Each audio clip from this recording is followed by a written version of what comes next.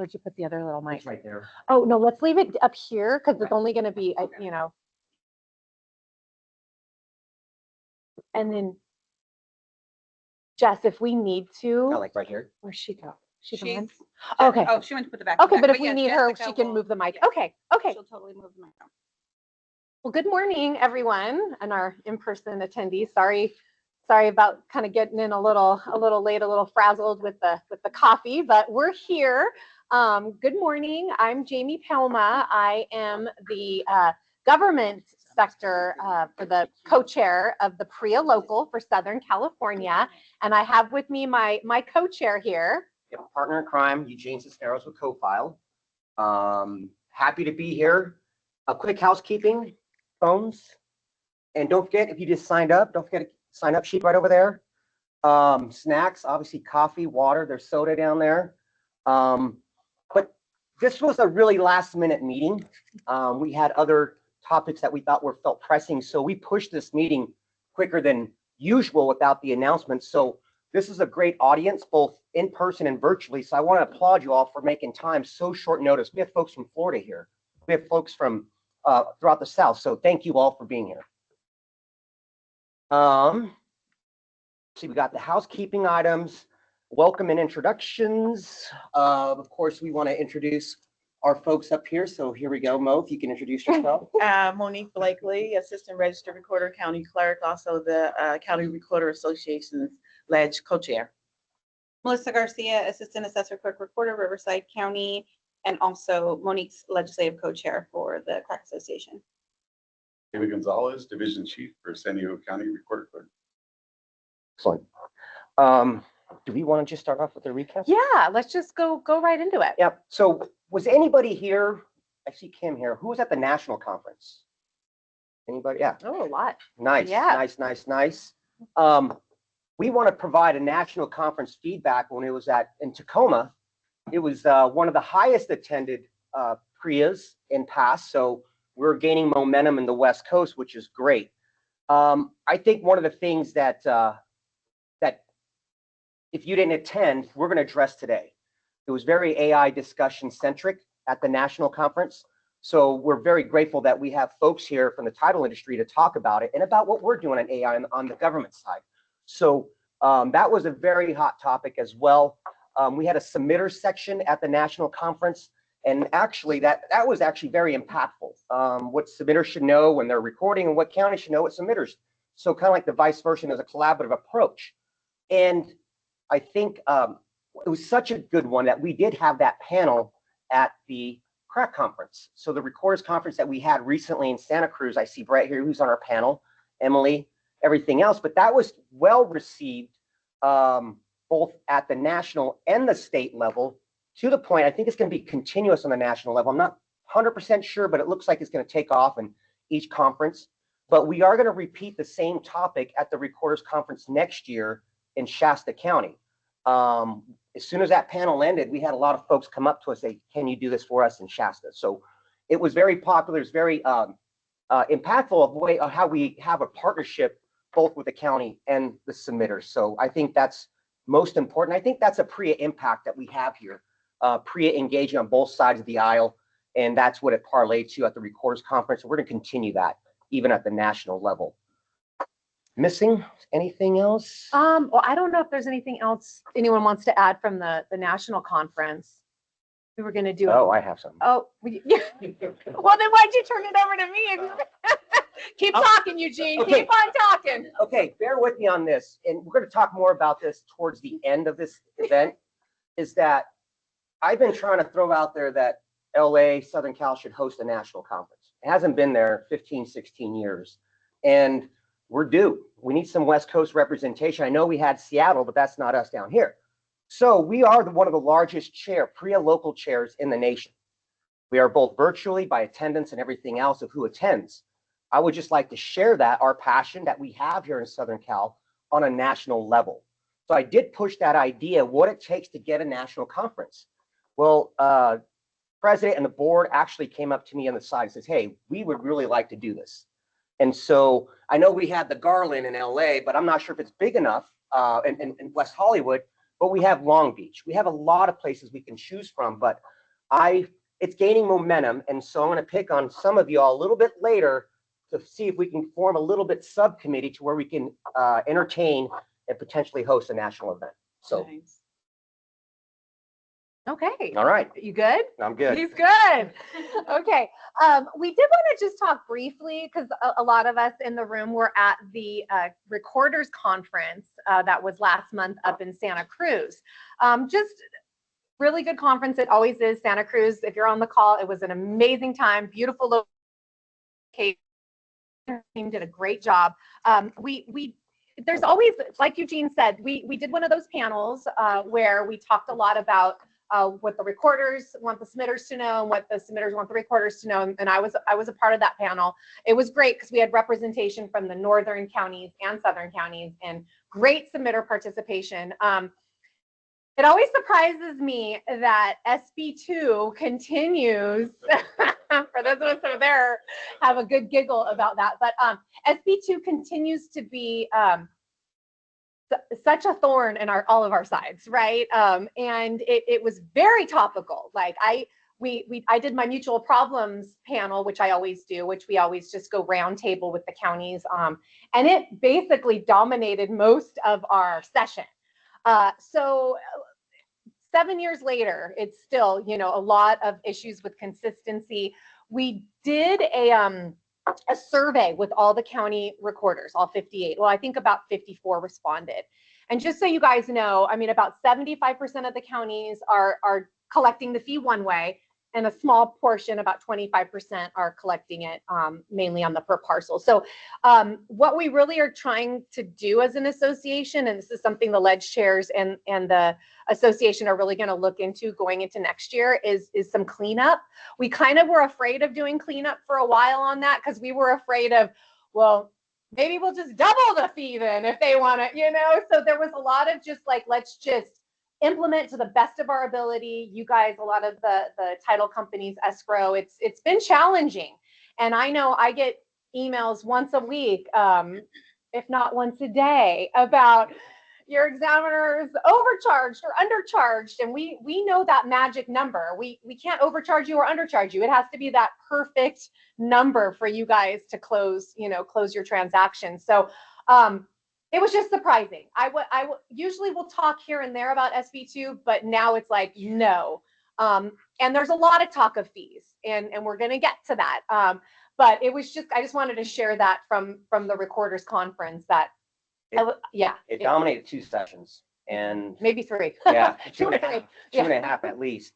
And I think what makes things unique and for the private sector is the way the law was written is ambiguous to the way the recorders are because it's written per parcel.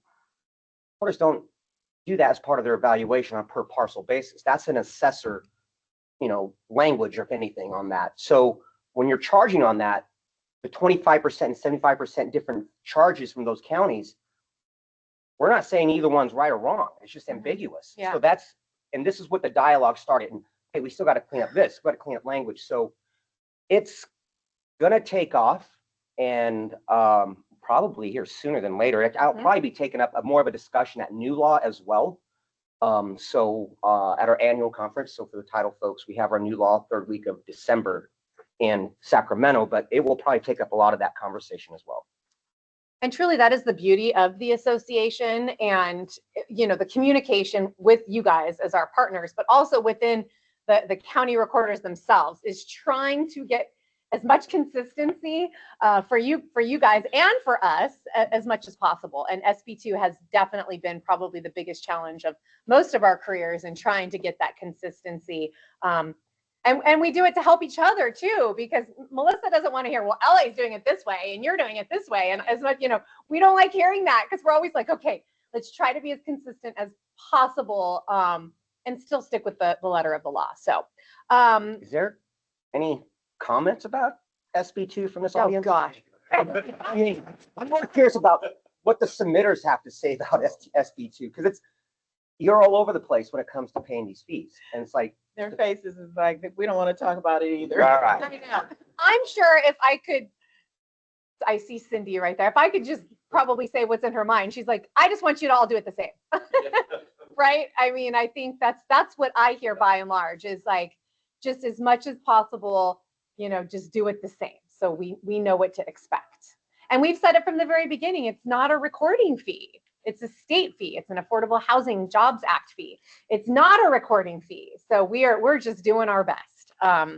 So that and a lot of other good stuff came out of Santa Cruz. But you want to kind of transition to that, and then it'll go right into our. I think we know that interest rates are creeping down a little bit. We know that it's going to creep a little bit more. It kind of segues to our next topic, but we want to make sure that the counties are ready, interest rate ready. I mean, we hear more rate cuts are coming. I'm wondering if we have folks from the private sector, if they have any comments from what their intel is saying, anything from what we're hearing. Are they going to continue to come down? Do you expect it in 2026? Is there a particular number that you think is going to get to, and it's going to get to that, like 5%, and that's it? This is more of an open discussion because I think it's going to get here sooner than later. That's my 2 cents. And one thing I should have mentioned from the very beginning, because we have such a small audience, we have 60 people online right now, but I knew that this small kind of like intimate group, we all know each other pretty well. Feel free. Like I have this cute little tiny microphone that I can't wait for Jessica just to pass around for everyone. It's so cute. I was so excited with my new tech. It's a little heavy, I know.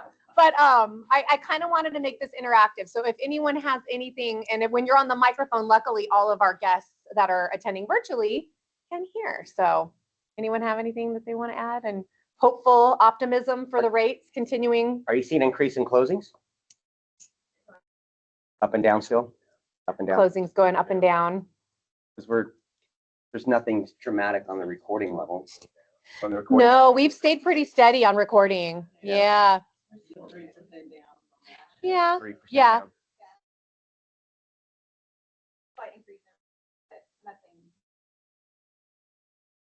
Okay. All right. Okay. There's a really, Well, it's more of like, we have to put it in the back of our mind. We know they're Yeah. creeping down. They're not going to, I don't think they're going to go up. So, but this, Hard thing to predict. it's Got a it. very hard thing to predict. And yes, sir. and from the recorder standpoint, we just want to be ready, which kind of gets us to agenda topic 3 Yep. on the agenda. But I mean, a lot of us have been in the recorder realm for many decades. I think we can count them decades now. That we've been there in the early 2000s when LA, our highest year was 3.8 million documents. Now, I think it was in 2023, it was our lowest year in 50 years. We were under 1 million documents. So we know what to expect because now that we're very heavily electronic recording now, which we weren't back then. That was a lot of paper going through our building. That was a lot of paper. I mean, we have the technology, we're ready. But are we ready? And I'm going to kind of now just have, it's still a very sensitive topic, but we thought it was one, since we were all tracking it so closely, one that is important to talk about, which was the recorder fee bill, AB 1430. Everyone that worked on this bill did such a phenomenal job, from our legislative chairs to our association board, our president, our legislative advocates, the Ledge Committee. We had so many meetings and so much discussion, and especially this lady right here. I mean, just hours and hours and days spent on this bill. It flew through both houses with no opposition. We were all very optimistic. I was ready to email all of you guys with the effective date. And kind of in the back of my mind, am I writing this memo too early? Like, I just want to send it out. And then, last Monday before last, we got the very sad news that the governor said no. The big 4-letter word we did not want to hear, which is veto. But I did want to, if it's okay with Monique, Melissa's our new co-chair, but she was also very, very involved in this. But just to speak a little bit about the sort of the history of what got us and why we still feel And we know, I don't want to say we feel, we know that this is such an important legislation. Oh, she has her little mini mic there. I don't have to pass the big mic, but just a brief status on that. Thanks, Mo. Well, there's not really much to say. Like you said, we did a lot of work. We did a lot of networking with our industry partners, lots of analysis, stats, worked with, CSAC, the lobbyists, our authors, Realtors Association. association, statewide. I mean, we did a lot of work, boots on the ground. Shout out to our lobbyist, Rob. But at the end of the day, you gave our update. The bill was vetoed. Yeah. So, I mean, there's not a lot to go into. As you guys all know, numbers are really down. What that looks like on our side is an impact to budget, right? So as we transition, going from a budget, bringing in that revenue from 3.8 million documents, as Jamie mentioned, to under a million, that's a significant hit. And we have to then go to, our boards and say, hey, we're just not operating as we should be, because we should be a cost recovery functioning organization, and we're not right now. So that's the overall impact. And so we know statewide, up and down, big, small, and medium counties are feeling it. We still have to do a lot of work. We're going to, in fact, we have a meeting this afternoon at 3 p.m. Boots on the ground, re-engaging to talk about next steps. Where do we go from here? How do we get back, on that little horse and start galloping again? But it was a lot. It's been 3 years now. Yeah. So the fight is not over. We're going to restructure some stuff, try to meet with the governor's office and others and see where we go from here. And I think just to tack on to what Monique's talking about is the hit that the counties are seeing. We're doing our best to keep the staffing at the levels that are necessary. And in the event that increase in recording starts to happen, that we're prepared. I think a lot of counties are embarking on initiatives using new technology to create some efficiencies so that there's not that huge gap in lead up time of training individual examiners, so that we're ready for those increases when they come, even though the money's not there. So I think that's important for all of our customers to understand is there's a lot of different conversations that are taking place. There's a lot of proof of concepts going on, things of that nature, where counties are really just trying to figure out how do we get by without this fee increase going through, so that we can, sustain the staff that's there, trained and ready to go for when those the market changes and we start getting those documents in. We're not scrambling trying to figure out how we're going to meet those recording deadlines. So, Good point. a lot of conversations. What was the reason that the governor? I can paraphrase a little. I don't have the veto It message. just but so happens I have the basically- veto letter. I can pull it up on the screen. Yeah. Basically, his message is do more with less, and impacting the residents of California. Oh, I and gotta more share things this. is not in line with his platform. Are all the counties seeing a 75% reduction? Like LA is? I mean, that's huge. Yeah. 75%. Oh. Yes, I mean- across the board. Do they understand that in Sacramento? The me- The letters have more than overemphasized kind of. Can you guys see? Can you read that? We've Necessarily done the reduction, but on what the ramifications are, right? So we Right. might be in a slow time and have some extra staffing in some cases right now, but they can't maintain those staffings without the budget. And then we expect the market to turn around, and if we don't have that staff there, so each one creates a different problem. And we try to be extremely detailed in vocalizing that into the different associations, to the governor, the legislatures. I mean, we did letters, campaigning. Yeah. everything. And basically, we had concurrence up until the last hour. So what shifted? I think it's interesting that you worry about people not getting help. And that kind of a reduction, you can't record, they can't get a house. Exactly. Yeah. They certainly can't take ownership. Yep. So, and I think that's the messaging and that them regrouping with the lobbyists and everything else so quickly. The dust hasn't settled. There's people upset. But they're regrouping so quickly, and I think that messaging is already there to counter some of this. I mean, we're political scientists. I mean, scientists sometimes you have to take a step back. You have to get a veto in order to be successful. So taking a scientific approach, we're actually going to be successful at this one. I feel very optimistic because we gotta plan what has worked and what has not, because a lot of things have worked during this last session. A lot has worked, in fact, more than anything else. So the messaging at the end, them regrouping, is actually great, because one thing they do know is, and I say Sacramento, is that these offices are not ready for the interest rates to go down. They also know that that small to medium-sized counties are tapping in the general fund for self-sufficient office. So those are facts that the messaging is going to be regrouping on. So, sorry. I didn't work out this morning. I'm not sure if I can handle this big microphone. So can they hear me They okay? can hear Okay. you. So my name's Kim. This is my first local PRIA meeting here in Southern California, so I appreciate the invitation. I've been active in PRIA, and I'm from Florida, so I'm active in the local Florida PRIA Foundation as well. One of the things, and the reason that I wanted to come out here, I work for Fidelity. I work for Property Insight, which is a part of Fidelity. And most of you guys may or may not realize we buy all your images to create title plans. And why we do that is to create efficiencies within Fidelity. Title plans are an asset for a title company, like a building, right? We build them, we extract data, we take other data elements to make them bigger, better, smarter. We create automation, these guys right here, do automation to make it more efficient for us to do title exam.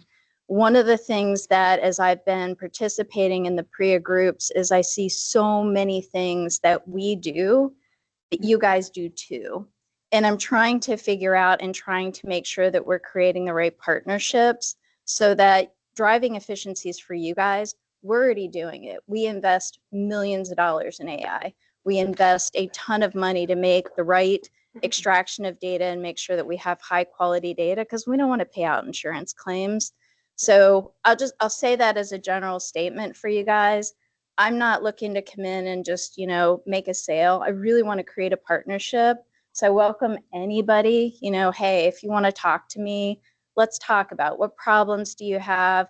How are you going to handle your volume increases? We have to handle it too, right? Yeah. So we look towards technology, we look towards driving efficiency and making sure we can handle all the changes in the economy, whether it's up and down, and not having to reduce staff. So that's my commercial, so thanks. Wow, that's Okay. guys. All right. Well, thank you. Yeah. And so stay tuned. Stay tuned on that, because not going away. Fingers crossed. Yeah. Are we good to move on to the Yep. next agenda item? Okay, so we do have some other legislative updates we would like to talk about. I'm going to kick this off, which, since I'm already sharing the screen, hopefully if you guys gathered I had this as a handout. It is a memo to the Recorders Association, however, would be very helpful for our industry partners to have a copy as well. This was an assembly bill that might have snuck by us kind of quickly. Our association, our Ledge Committee, does such a tremendous job tracking hundreds of bills every year, but every now and then one just sneaks past us and gets signed randomly on June 30th and goes into law. And that was Assembly Bill 130. This was brought to our attention. A few counties got these documents. What we are coining default certification. It's coming across our counters as a certificate of compliance, because the law is kind of loosely calling that.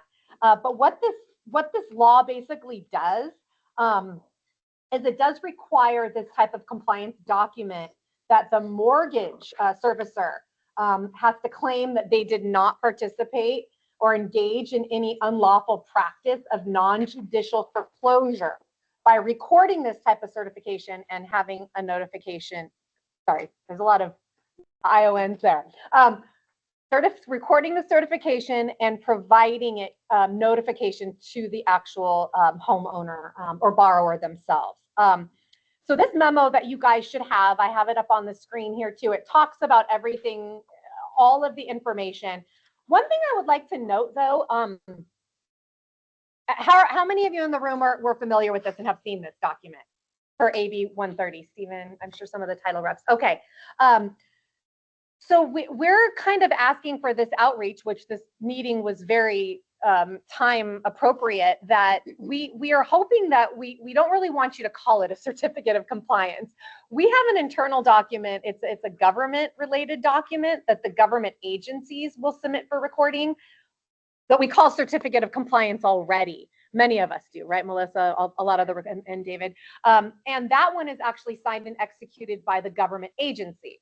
So how this came about is it was some of our indexers in LA, they raised the red flag to management and said, this is not a certificate of compliance. It's being executed by, a private party. This is not a government document. So that's when we dug into the law, the government code section 2924.13. We read all about it. We were able to work together as a committee very quick to try to put together this memo that has the recording requirements and also a draft of what we call our DRIM, Document Reference and Indexing Manual. Sidebar, for those of you, when Eugene alluded to new law, a lot of us are like, oh yeah, new law, we live and breathe that every December, takes up most of our holiday shopping time. But what goes into new law every year is the Recorders Association digests and analyzes every bill that's going in to become a new law in January. We put together these recording requirements. We get ready to train our staff. We outreach with you if applicable. So we had to quickly do this. There's a whole progression to get the DRIM ready for new laws taking effect January 1. With this one, the ladies up here with me and also the help from our DRIM co-chair, shout out to Liz and Jacqueline, woohoo! We all got together and said, let's urgently put out a draft DRIM page for this document called default certification. So to help you guys too, we don't want examiners to reject this document, saying this is not a certificate of compliance. This is not this. Now, even if you guys call it a certificate of compliance and it references that, I'm sorry, it wasn't government code, it's the civil code 2924.13. It's in the memo. The examiners will be able to look into it, evaluate for recording requirements, and accept it. I just wanted to bring that up because, like I said, it was kind of one of those things where middle of the year, it started coming across our desks and we unfortunately weren't prepared. And we, like I said, we look at a lot of laws. These ladies are, have their committee and everybody's looking for it. But unfortunately, this one just surprised us. But we got ready. And I think with the help of the team, the ledge chairs and the committee, we got this out and it was published week before last. All of the county recorders have that. So just wanted to share that with you guys. Are there any questions about that? So, okay, I'm sorry. One more aspect of that. We did draft a really nice proposal to clean this law up just a little bit. We're always looking for how can we make recording requirements more consistent and accurate for what the recorder does. Because a lot of the times they write these bills, they don't think about us. They just think that this document's just going to go to the recorder, let them figure it out. So we have a proposal that's circulating, which is going to help us be very specific on calling this a default certification and kind of cleaning up the requirements a little bit on making sure it's more uniform with what our role is at the recorder. Did I say that pretty good, ladies? Okay. Any questions from the audience on this new document type? Stephen. A couple points. One, our understanding is there's an injunction brought by Lenders Group that's currently in place. They have a lawsuit pending over this. So you may not see too many of these documents for right now. Okay. In the meantime, we've been working on similar certifications for lenders. By the way, I'm Steve Anderson, Fidelity Underwriting. In our underwriting department here in California, we've been working on similar documentation as to what you have to be used, and a lot of talk about how we have a foreclosure division in our company that helps with the lenders record all the proper documentation, and, what to do if they don't have this in time. They're halfway through their foreclosure and the injunction comes off or something. Do we need to start over or what? That's been a lot of topics for conversation in our company. Okay. Well, good to know. And who did you say imposed the injunction, or who was it? A lenders group, they sued. Maybe it was unconstitutional. Interesting. Okay. So how far along have you guys gotten with developing some kind of template or information to disperse? And I wonder if you could share that with us so that we could make sure that we're along the same vein and in compliance. We don't want to kind of go off the Richter of what, not recognizing some of the requirements that you guys might need. Yeah. Well, we have a similar form that's gone through our foreclosure head and through our underwriting team here. And so I can see if we can send that over to you. Sure, no problem. That would be great.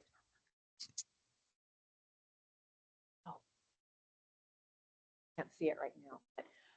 I know it's kind of interesting, and when we talked a little bit about the veto message and other things that are going on, it definitely seems like consumer and homeowner protection are definitely the name of the game. And I'm thinking when Steve comes up and we talk a little bit about some other bills that are out there. Oh, actually, and here's a great segment with going into well, actually, is there anything else from the audience or the panels on that AB 130 before we move on to SB 255 that we want to talk about That's briefly? good to know, though. Yeah, that was good. Thank you. Yes. That's why these, yeah. Yeah. Okay, let's pass Mini Mike down to that corridor, and I'm going to bring up the next presentation.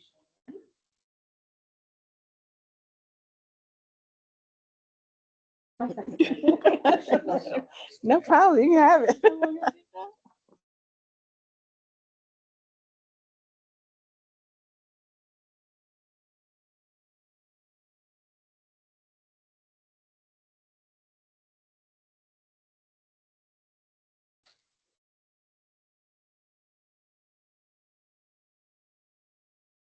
There we go. So I'm going to speak a little bit to SB 255 and basically what the current law is laying out for counties as far as requirements. And then Monique is also going to speak a little bit about LA specifically and the legislation that already exists for them. And then David will also jump in and kind of talk about some potential legislative proposal that we're going to make to clean up the language of SB 255.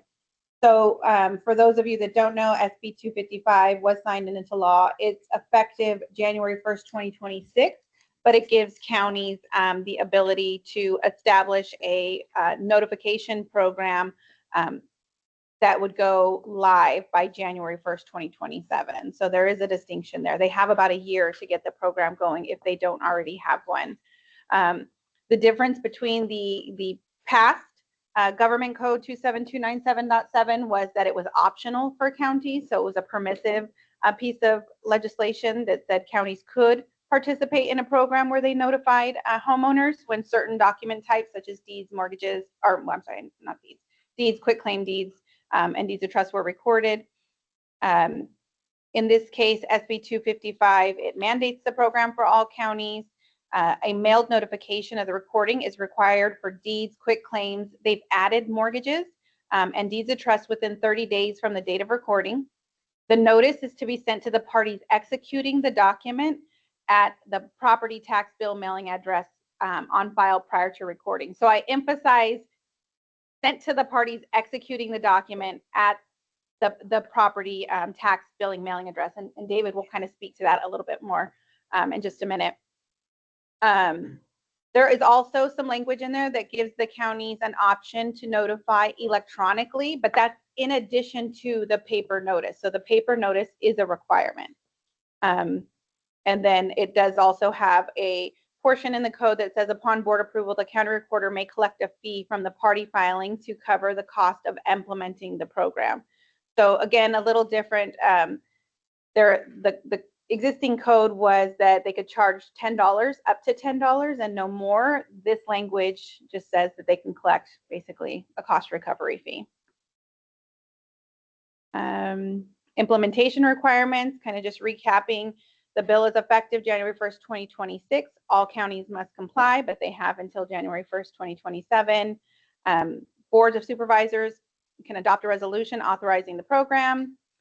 Recorders may require assessor parcel numbers on applicable document titles. So that might be something for you all to look out for. You might see documents being returned that if they don't have an APN, but they are subject to this notification program, they would be kicked back from, for the APN to be added to the first page of the document so that they don't have to fish for it. And then standard APN formats may be established. And again, the offering of an electronic notification is a possibility. So just to go over, there's two codes. Government Code 27297.6 is specific to LA County, and Monique will speak to that just a little bit. 27297.7 is for everybody else. So just to distinguish between those two things. And then there is a carve out, what we'll call a safe harbor, is that counties are not liable for failure to provide notice and are not required to retain notices that are undeliverable. So I do think that is a little bit, it's a nice thing for us to have. We get a lot of return mail from people not properly updating their addresses. We were having to retain those and hold on to them. I can speak to Riverside's recorder notification program. We've been doing it for many years now, but we partnered with a vendor where we send homeowners notification for both title transfer documents, but also for our foreclosure documents. We have the program for both.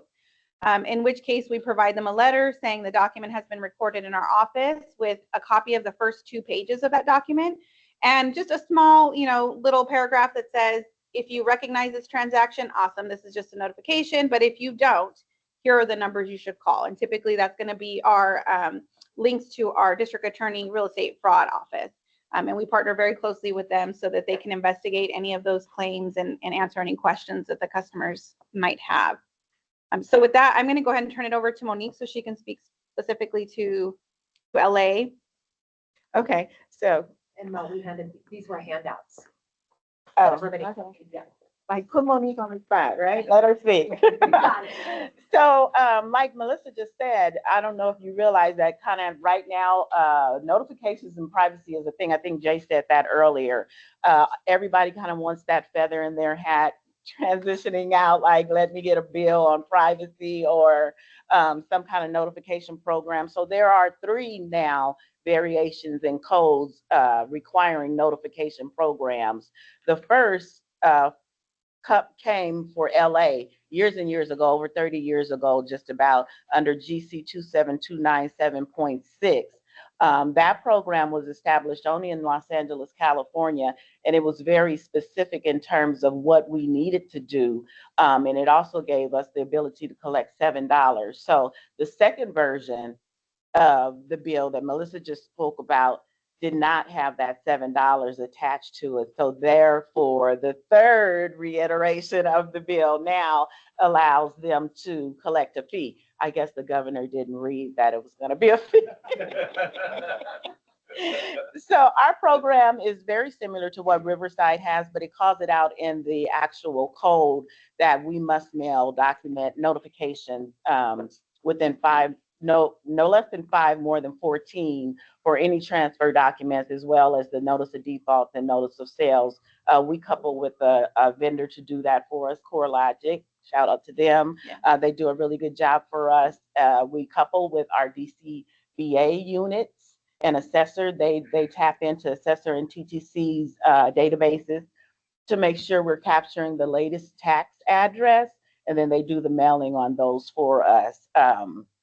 So that's been working out really good for us for years. It's a smooth transition from a draw.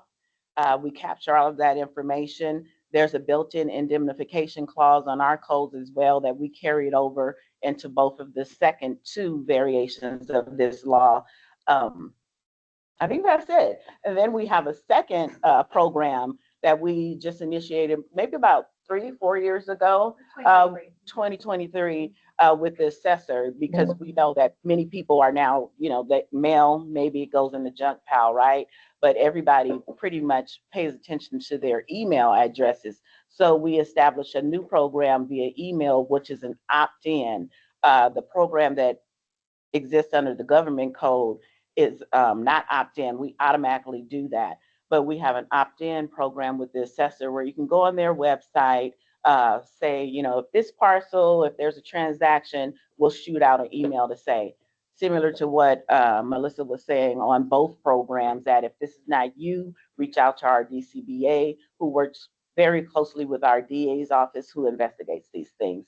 The $7 is split between DCBA and our DAs and sheriffs. So everybody gets a little piece of that pie. And that's how the LA program goes. Yeah. I wanted to add, sorry, Go ahead. under the new law that just passed that one, it's up to the county board of supervisors to adopt the program. So maybe the governor just thought it was passing the buck on the fee increase, since it really isn't done by the state legislature, but through the counties. That's a really good catch. Yeah. We caught that already. We caught that already. Yeah. People like options. Yeah. And I think just one other thing to note, and then I'm going to pass it to David to talk about the potential amendments that we're going to propose. I think the same thing holds true for LA, but in both Riverside and LA, notices right now are being sent to the current property owner at the current property tax mailing address. So it's a big distinction between what we're doing now versus what the code that was just recently passed is requiring recorders to do. Just a question on the LA implementation. Are you struggling with the recording to make sure that you're matching mailing address, parcel number, whatever they put on the document to the assessment information? No, our vendor actually has a whole team, a whole group that checks that database and verifies it, double checks it back and forth. Every once in a while, there's a glitch, of course, but no, that they double check that they have a direct draw with our office as well as GTC and assessor to make sure that they're double checking. Thank you. Is adding an APN at a closing problematic? Is that those rejections are there? Probably like, oh yeah, we forgot to do that. Let's add it in as pretty quick. Most are already doing it. Yeah, most are doing it. I mean, if there's a county that is going to start doing that, will we get notification to like the title offices or so that way we're prepared and we can relay that information on to our direct operations to say, hey, by the way, you need to make sure that this is on here and you have all the relevant information. Yeah, we can put that, we can definitely put that out there at new law to let people know that, put something out if you do some kind of annual or monthly meeting, to put that out there. Right now, I think there are only 11 counties that have an established program, so they'll be coming up probably pretty quickly. Okay, perfect. And then you had mentioned that there will be a fee required in Los Angeles is currently $7. $7. Do you see that going up at all, or are you going to keep it at $7? The $7 is okay. So with an SB 255, there's a carve out for anybody who has an established program under GC 272.9 7.6. I think, don't quote me on that, but that just happens to be. So. Okay. So it's an LA carve out. Okay. All right. Perfect. Thank you. The second part of that, the second bill that Melissa referenced, it allowed us to tap into an existing DA fee that was already $10. This new bill, you can actually do a cost study. If your board approves it, then you can set a fee. And I will say that if title companies, escrow companies could look at the APNs on the document and validate that they are the accurate and appropriate APN, that would be extremely helpful, not just for this program, but in all cases, right? So it would speed up the time that our assessors department has to go through and make those title transfers. It would speed up the time that we're validating the city that is supposed to be receiving the documentary transfer tax. So having the accurate and correct APN on the document is key to getting the document passed through a lot faster. Because when they're wrong, we have to take time on the back end to go then and do some research and figure out where that change occurred and is it accurate and can we pass this through? And so that just delays the confirmation and recording time. And I'm speaking specifically for Riverside, but it would be extremely helpful because many of us are taking the time to validate those APNs on the background, which is in the back end, which is going to delay your recording confirmations. David, before you kick it off, I see, is it Megan from Solano? You have your hand up. I've unmuted the speaker, so go ahead. Yes, Majani Ambo from Solano County. So this question is for DA, where you collect $7 and you have said that you split that between your department and DA. Is that correct? Department of Business Consumer Affairs. Yeah, I think she meant to say it's Consumer Affairs. We have a separate fee for our DA.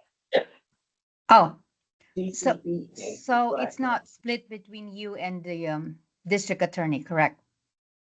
No, our $7 is split. There within the language, it says that you can utilize the $7 to pay the vendor for the mailing cost as well as investigative services, which falls under our DCBA. So it's split between recorder, vendor, and DCBA. Oh, okay. And in Thank you. Riverside, we actually $9 of our $10 goes to our district attorney department, the fraud unit. Yeah, the fraud unit, which is already, yeah, that's in place. Okay. Thank you. That worked out well. I'm going to mute it again though, because sometimes we get background noise. If anyone does need to say anything that's on virtually, just let me know and I'll unmute. Okay, so. One last question I have. Well, not a question, but maybe it is. For the, oh, sorry. For the title companies and closings, it would be great if you had this fraud notification for when you closed the property. So we would ask you to take that to CLTA at your state event and even national event. I think PRIA National would like you to have these at your closings nationally for any fraud notification that they have in their respective states and counties. Are you all doing that now on your closings? When you close a document and you sign off to get your house or refinance, the ask on this end is seeing if you can add the fraud notification in that closing. Do y'all do that now? Yeah, like with something like this. Yeah. I think it's great. For the e-notification. In San Diego County, we hand out the owner alert cards and we give them to the realtors and the mortgage escrow so they can give them out as Sweet. well. I just had a funny story about side effect of this. I had a friend who refinanced and the lender prepared his first deed of trust incorrectly. They spelled his middle name wrong. So they prepared a second deed of trust, spelled it correctly. Well, the title company recorded both. So he got 2 fraud notifications from LA, called me, he knows I'm in the business, and said, what is this about? And then realized what had happened. So it allowed him to make sure the title company reconveyed the incorrect one. Just that was a funny story that I'd share. Good job.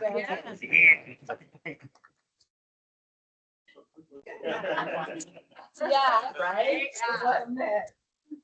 Okay, so David, you were gonna. Sure, Yeah. about the proposed language to clean it up. So when we saw the language in SB 255, the way it was passed, we quickly identified some opportunities for cleanup language because the language in the bill speaks to mailing the notice to the party executing the document or the executing party. So if you had David Gonzalez trying to transfer title from Jane Doe's property, that notification is going to go to Jane Doe's address, addressed to David Gonzalez. She's going to say return to sender, not at this address, and send it back. So it's not really providing an accurate notification. So some of the language we're looking at changing is making it to the current owner of record as maintained by the county assessor's office, since the county assessor already maintains ownership. That was one of the main changes we wanted to make, just early on noticing that that's not going to be effective. Anything else on the fraud notification? Your perspective. Okay, can you pass mini mic this way for Steve? All right, and I'm gonna go ahead and stop sharing the screen. Steve, we don't have any slides. No. Okay.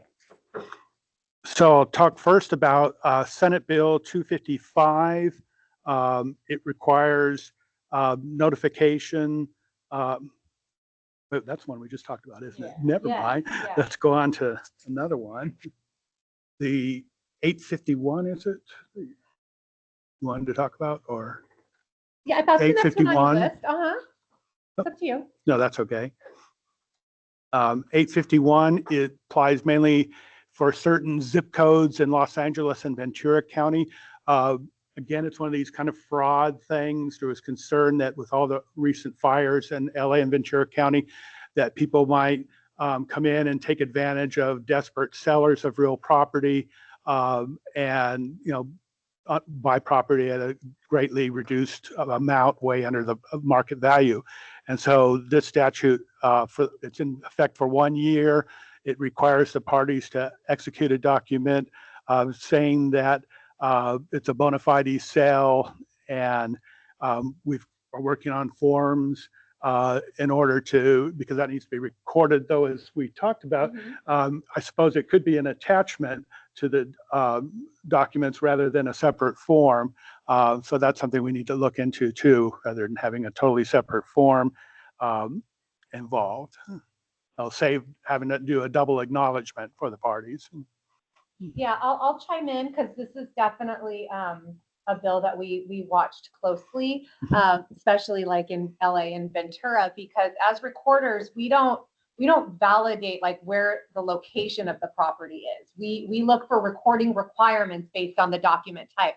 So when this came across, mainly LA, I mean, a lot of the other counties like, well, we didn't have property in these fire burn areas, but it said that the recorder had to make sure this attestation was attached to all deeds recorded in the fire burn area. But we had no mechanism to do that. So we don't validate addresses. We definitely don't validate if it's in a burn area. So we worked with Sacramento through our lobbyists just to kind of make it more the responsibility of our partners who is preparing the document to make sure that that is included on the along with the grant deed for those fire burn areas. I did have a few examples, and one of the title companies I work with, he was okay with me just actually sharing what and there was a few. Actually, I think this one came from Ventura. There's a couple different versions of it, but by and large, it just references the zip codes. It references the civil code section that this falls under.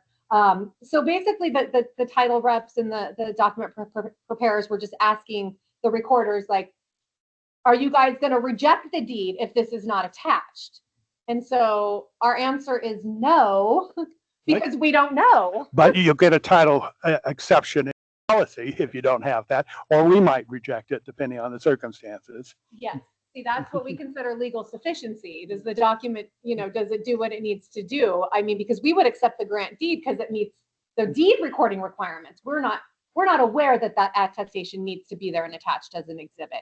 So to answer your question on rejecting, we won't. But yet, like Steve said, there's other ramifications if it's not included in your closing package, right? That was one thing. And then another question that we're still pondering, a lot of the templates that I saw include a notary acknowledgement.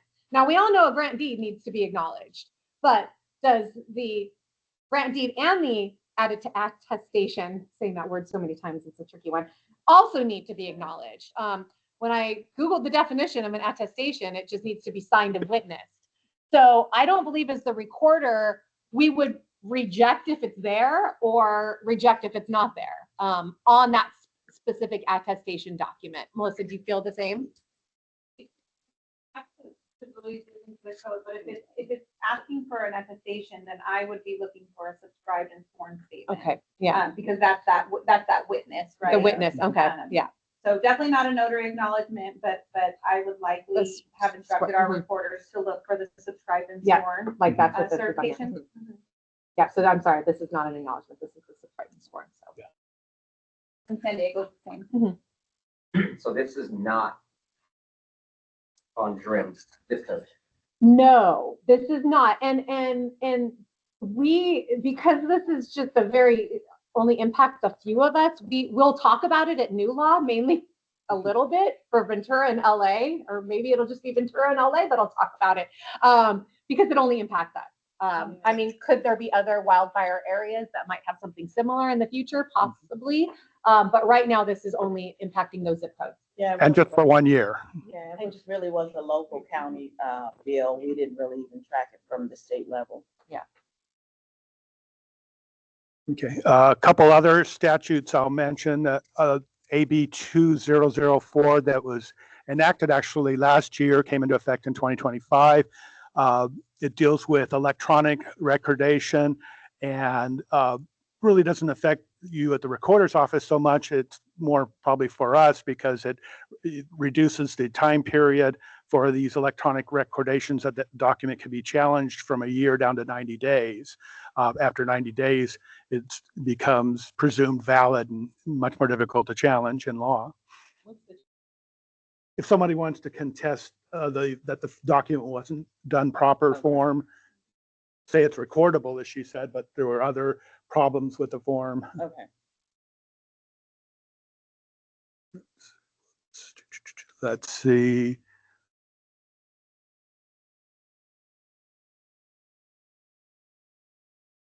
Oh, I missed a lot of questions in the chat, but once Steve's over, I'll see if I can.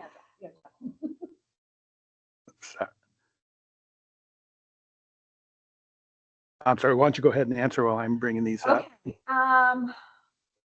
Brian Pace, and so this was about 15 minutes or 10 minutes ago, so I have to see here. With ER open to other title escrow are more likely not going to be the culprit of inaccurate APNs. Okay, I think this is the statement. Francis, the current code for notification will only allow for recoverable costs. I think that's back to the fraud notification. Correct. That's correct. And that's what we talked about. The board would approve based on your cost study and set the fee. So yes, you have to do a cost study and present it to your board for that fraud. I think Brian has another statement about APN, looking for questions. Okay, Fred, for counties sending notification letters on documents other than deeds and change of ownerships, how are you obtaining addresses for the owner of record? Well, so in LA, I can only speak to that because we're doing a notice of trustee sale and notice of default, and we utilize our vendor. I don't know if that was heard through the question that you had earlier. CoreLogic actually is the one who we send it to the situs address or the property address if it's listed on there, but CoreLogic manages all of that for us. They're the ones that integrate with the assessor, our documents, and our tax collector to get the address. If it differs from the situs address, they send it to the property tax mailing address. Did I say that right? Yeah, they send Okay. it to both. They send because it to the tenant both. should get it. Yes. Hope that answered your question, Fred. Ventura would love to set up a separate meeting at LA. Okay. I think I got all caught up on the Okay. questions. All right, thank you. I apologize for not seeing the chat earlier, but I'll keep an eye on it now. Go ahead, Steve. Okay, another new law added was Assembly Bill 737.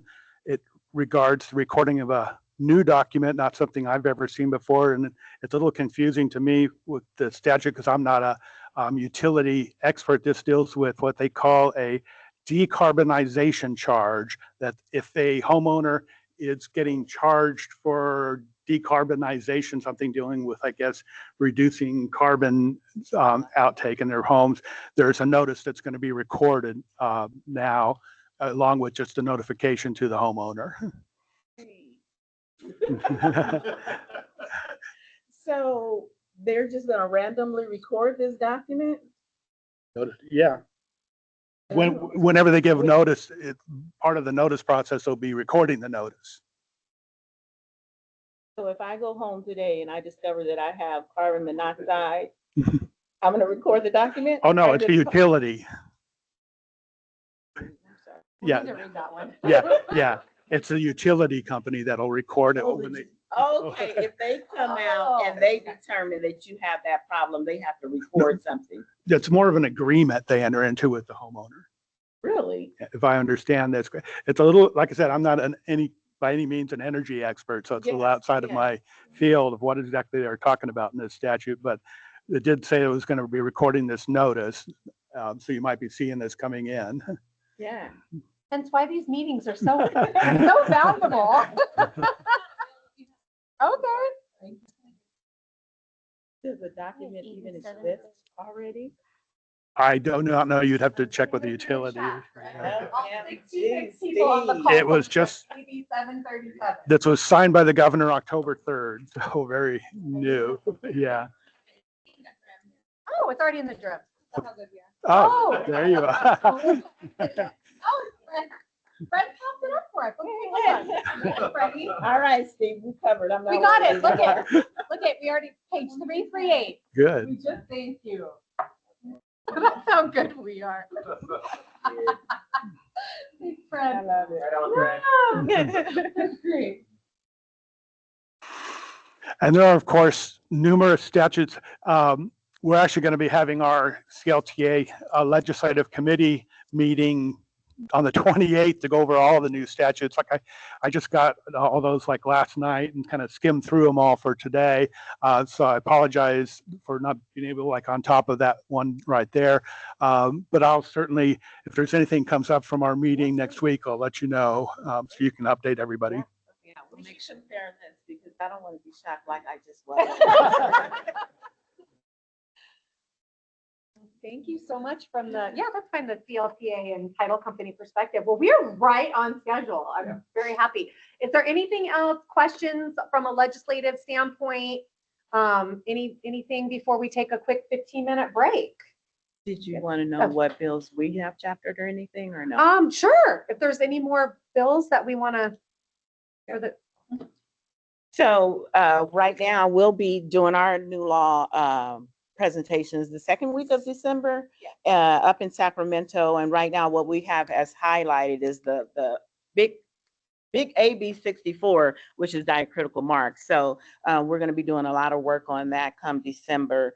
We also have the Committee on Budget Housing bill that chaptered. We have some amendments that we put in there, just kind of cleaning up some language.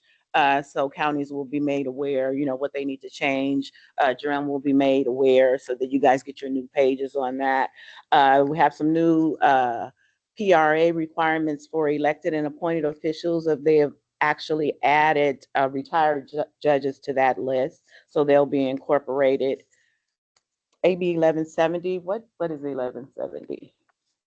I'm going to skip that one. And then we have the big SB 255, which is the fraud notification. We did some work on AB 1430, but that wasn't successful. So in terms of cleanup this year, we're going to be focusing a lot on, Jamie mentioned that we're going to clean up AB 130. We worked quickly to pivot and get those updates out already to the committee. So we'll begin work with our lobbyists and get a bill out there, author all of that. We're going to also remove the ERDA sunset. Many counties in California rely on electronic recording. We do not want to see that go away. We don't want to see that paper in our office. So we're going to be punching a bill to remove that sunset clause off of there. Then we want to do a lot of work from lessons learned with trying to do our cost recovery bill in terms of educating the industry on what is the role of the recorder. We want to kind of codify some of that in law because we get a lot of requests like, is it public or is it official records? Well, we want to redact this information when you really can't redact official records because we have to keep them into perpetuity.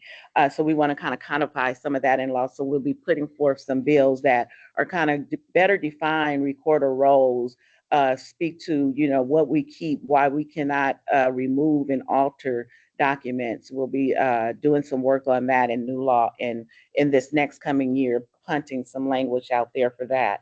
We're also going to do the fraud notification cleanup. And then we're going to, because we know with the cost recovery, what we're looking at is going to be money coming into our coffers, but recorders are not the only agencies that are hurting. So while we may increase our coffers in order to offset help from our boards, we also need to keep that money. So we need to put information in the codes that say, you know, this fees or this revenue is specific for recorder roles so that we can staff up. Because if we don't get that funding, we know that once those interest rates go down, like Eugene is saying, there will be an impact. There will be an impact. So, did I miss anything? No, but I couldn't find anything on 1170. No, was one more unfortunate impact of the veto on AB 1430 is that it failed to remove the sunset on Yeah. micrographics trust fund being able to be used for county Okay. archive County program archives. and for a trusted system. So that's one of the impacts that we're going to see on there is the sunset is going to take effect January 1st, 2026. So I think we're going to have another proposal to remove that, to roll back to the original language. Yes. No, thank you guys. Okay, so with that, it's 10:20. Let's go ahead and take a quick 15-minute break. And please get some treats and some coffee, and we will come back at 10:35 to do another roundtable on some tech updates. Thank you guys. It looks like an omnibus. Everyone online. It's 1170 maintenance of the codes. Yeah, maintenance of the codes. So it's kind of look.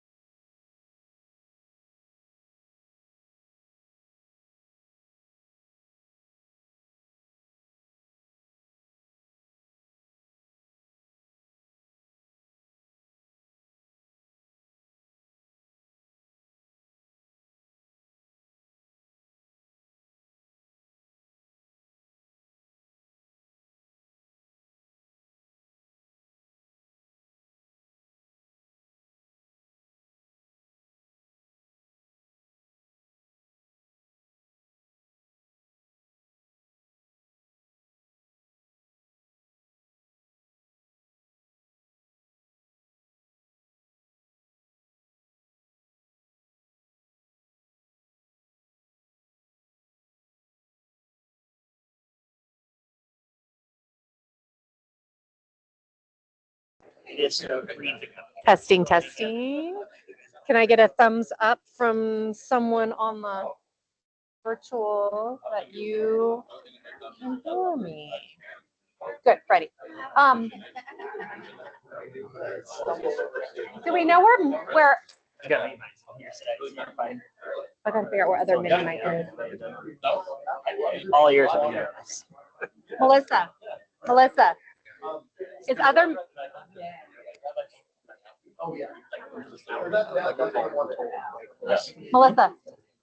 Melissa. I actually volunteered myself because I figured Okay, not very loud. never. Melissa, No, it doesn't make sense. where's other mini mic? Do you know? Okay. Just in case we need it. I think, okay, wait, Eugene, why don't you talk and let's make sure Mike picks you up. Hey, can you hear me on the whole virtual thing? Yes, Christina said yes. Okay. No, it's fine. Can you just keep it in case we need? Yeah. But you know what, Andrew? Make sure the power turns back on. I think it turns off. There's a little power button and it should have a green light on it. Wow, everybody got quiet like right at 10:35 on the dot. It is time. Okay, welcome back. Okay, so the last segment is we are going to talk tech talk. Okay. First off is we, some of the counties that are present, we're going to give some brief updates on our restrictive covenant project. I'm going to figure out how to share my screen both virtually and in person. So where is my Chrome browser? There it is. There it is. Okay. So we're all aware of AB 1466 and that the county recorders across the state have all been tasked with going through all of our records, identifying and redacting by way of re-recording any discriminatory language that's found in any of our records. Huge undertaking for us in Los Angeles, as you can imagine. I just wanted to kind of share with you guys in case I know you guys as our industry partners probably are like, I'd like to know where LA is with their project. On our website, lavote.gov, we actually have a page dedicated under property recording for restrictive covenant modifications. And if you're not aware, this is actually a really good page too, if you need to submit any documents to us and have them redacted and re-recorded prior to closing. We have some instructions on our page here how we will actually take them electronically. It's the only document we will take electronically through email. Because I know they're timely and sometimes you guys have to have these things addressed before you can close. So we have instructions on our webpage here. It has to be signed electronically. The form has to be completed and you can email it to our office. I'm the one that manages this email account, the RCM, because it's very few. I mean, few in the grand scheme of things in LA. I probably see 2 to 4 a month coming through the email. And I like to really monitor them. I like to see what kind of information we're getting, making sure that everything is complete. I forwarded that off to our county counsel. He reviews it, electronically signs it, we redact it, we record it. So that's one avenue because sometimes some of these documents are from mid-century, they have to get redacted and re-recorded. Now, when it comes to our project, we have a website here that we are calling our data story of LA County. And this is we started day forward working backwards because of the simple fact that we have from about 1982 to the present imaged. And so those are our easiest records to OCR and search for the discriminatory language. But we just went live with this data story with the help of our LA County CIO's office. Got a lot of information here, history of the law, some samples that we have seen in LA County. Overall volumes. Now, we did this volume when we went out to bid. So this was like 2022 timeframe that the LA County's scope of our project is approximately 130 million documents, approximately 460 million pages. that's gone up obviously since we started, but it's a huge undertaking. We estimate anywhere from 8 to 10 years to being completed in LA. Because let me go back to that really fast. This page right here, we had 400, which one? Already converted to images, 90 million images already converted. We also have 40 million that, with the help of our partners CoFile, they are helping us convert those older records going all the way back to the 1850s, which are pretty much going to be the most hits of the discriminatory language. Some of our county partners up in the north have already completed their projects, but we are hearing that the 20s to the 40s are the most.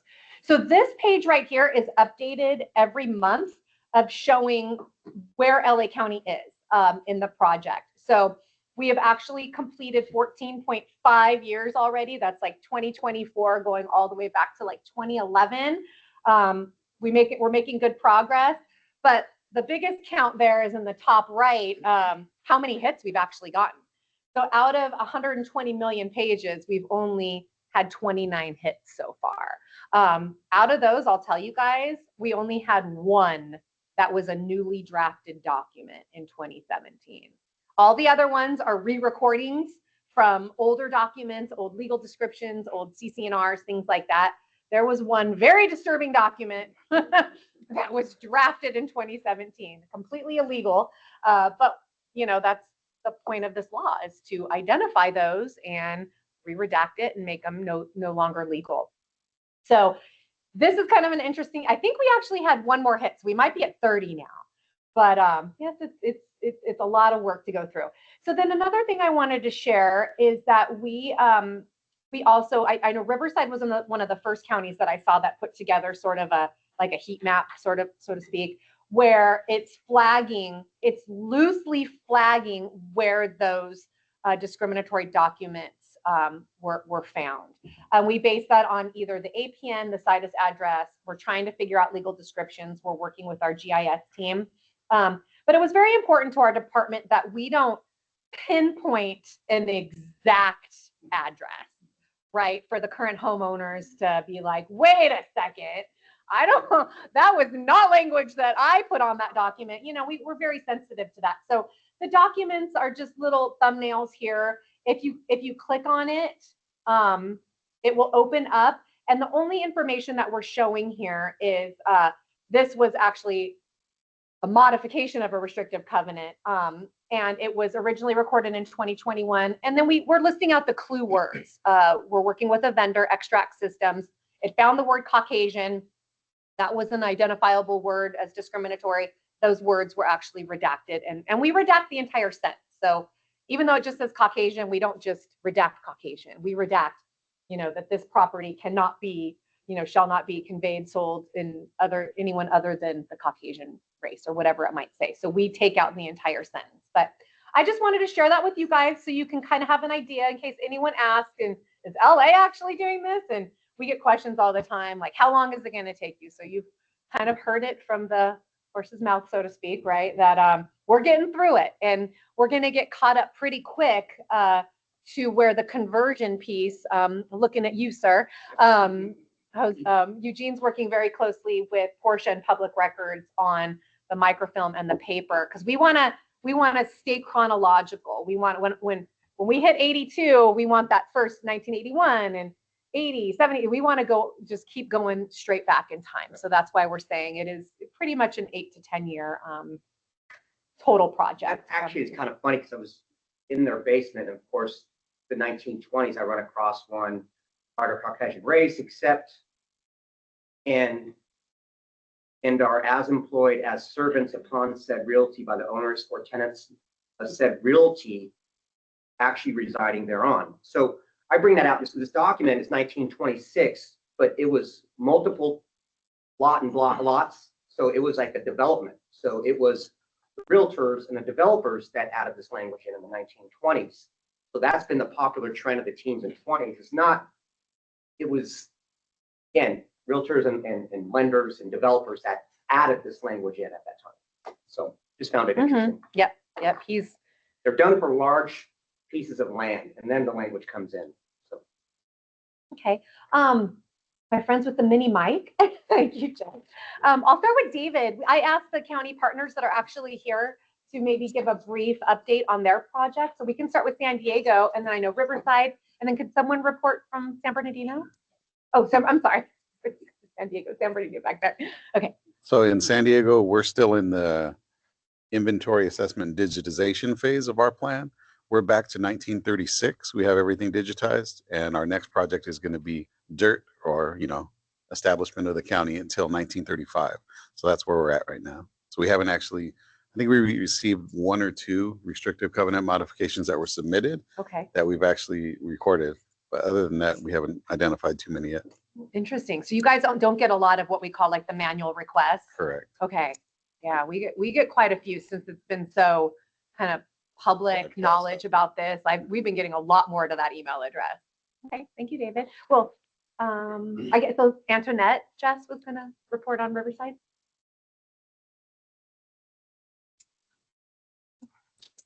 So Riverside County has not received any manual request. All of our RCM documents have been recorded through our Covenant Guard system that we partnered with First American. We've recorded over 1,800 documents so far. We've completed our proof of concept and our phase 2, and now we're waiting on phase 3. Those documents are being reviewed, and once those are reviewed, we'll upload those into Covenant Guard. We did recently do what we consider day forward documents. So it was January 18th, 2023 to July 31st, 2025, and there was 3 documents found containing that language. So we knew it was going to be far and few between, and we were glad that it was only 3. We are also working on the indexing as we go along with that, so that we don't have to play catch up. And so what that means is the code says that the RCM document has to also be indexed in the same manner as the original document. And so once we finish a phase, we also review the index. And if we need to make any changes, we'll make changes at that time. And so I think we've reported on before, First American found some additional documents from our proof of concept that needed to be reviewed. And that's where most of the documents were found, in those older records for the proof of concept. And so we're working on that now, on that indexing portion. And we should be done with that soon and be ready to start with phase 3, which is 1959 through 1931. And then also, as Jamie mentioned, we do have our story map that's online for customer engagement, and so that they can also see our progress and identify any areas where those documents have been found. Andrew made that.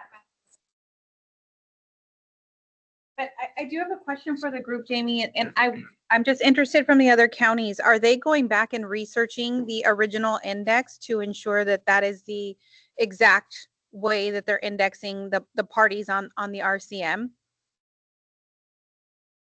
Well, obviously indexing rules change, right? I mean, so far with LA, right, we've only gone back to 2011, which that index is already consistent online and it's already been verified. So we're just bringing that over and matching them and adding the new title and the new index information.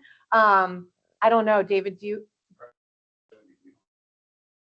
David said prior to 1970, they don't have an index. So you're going to have to create all that. And I think that's what the co-file project is too, is once those images get converted, or once those documents get converted to image, we're going to bring them into our OCR workflow.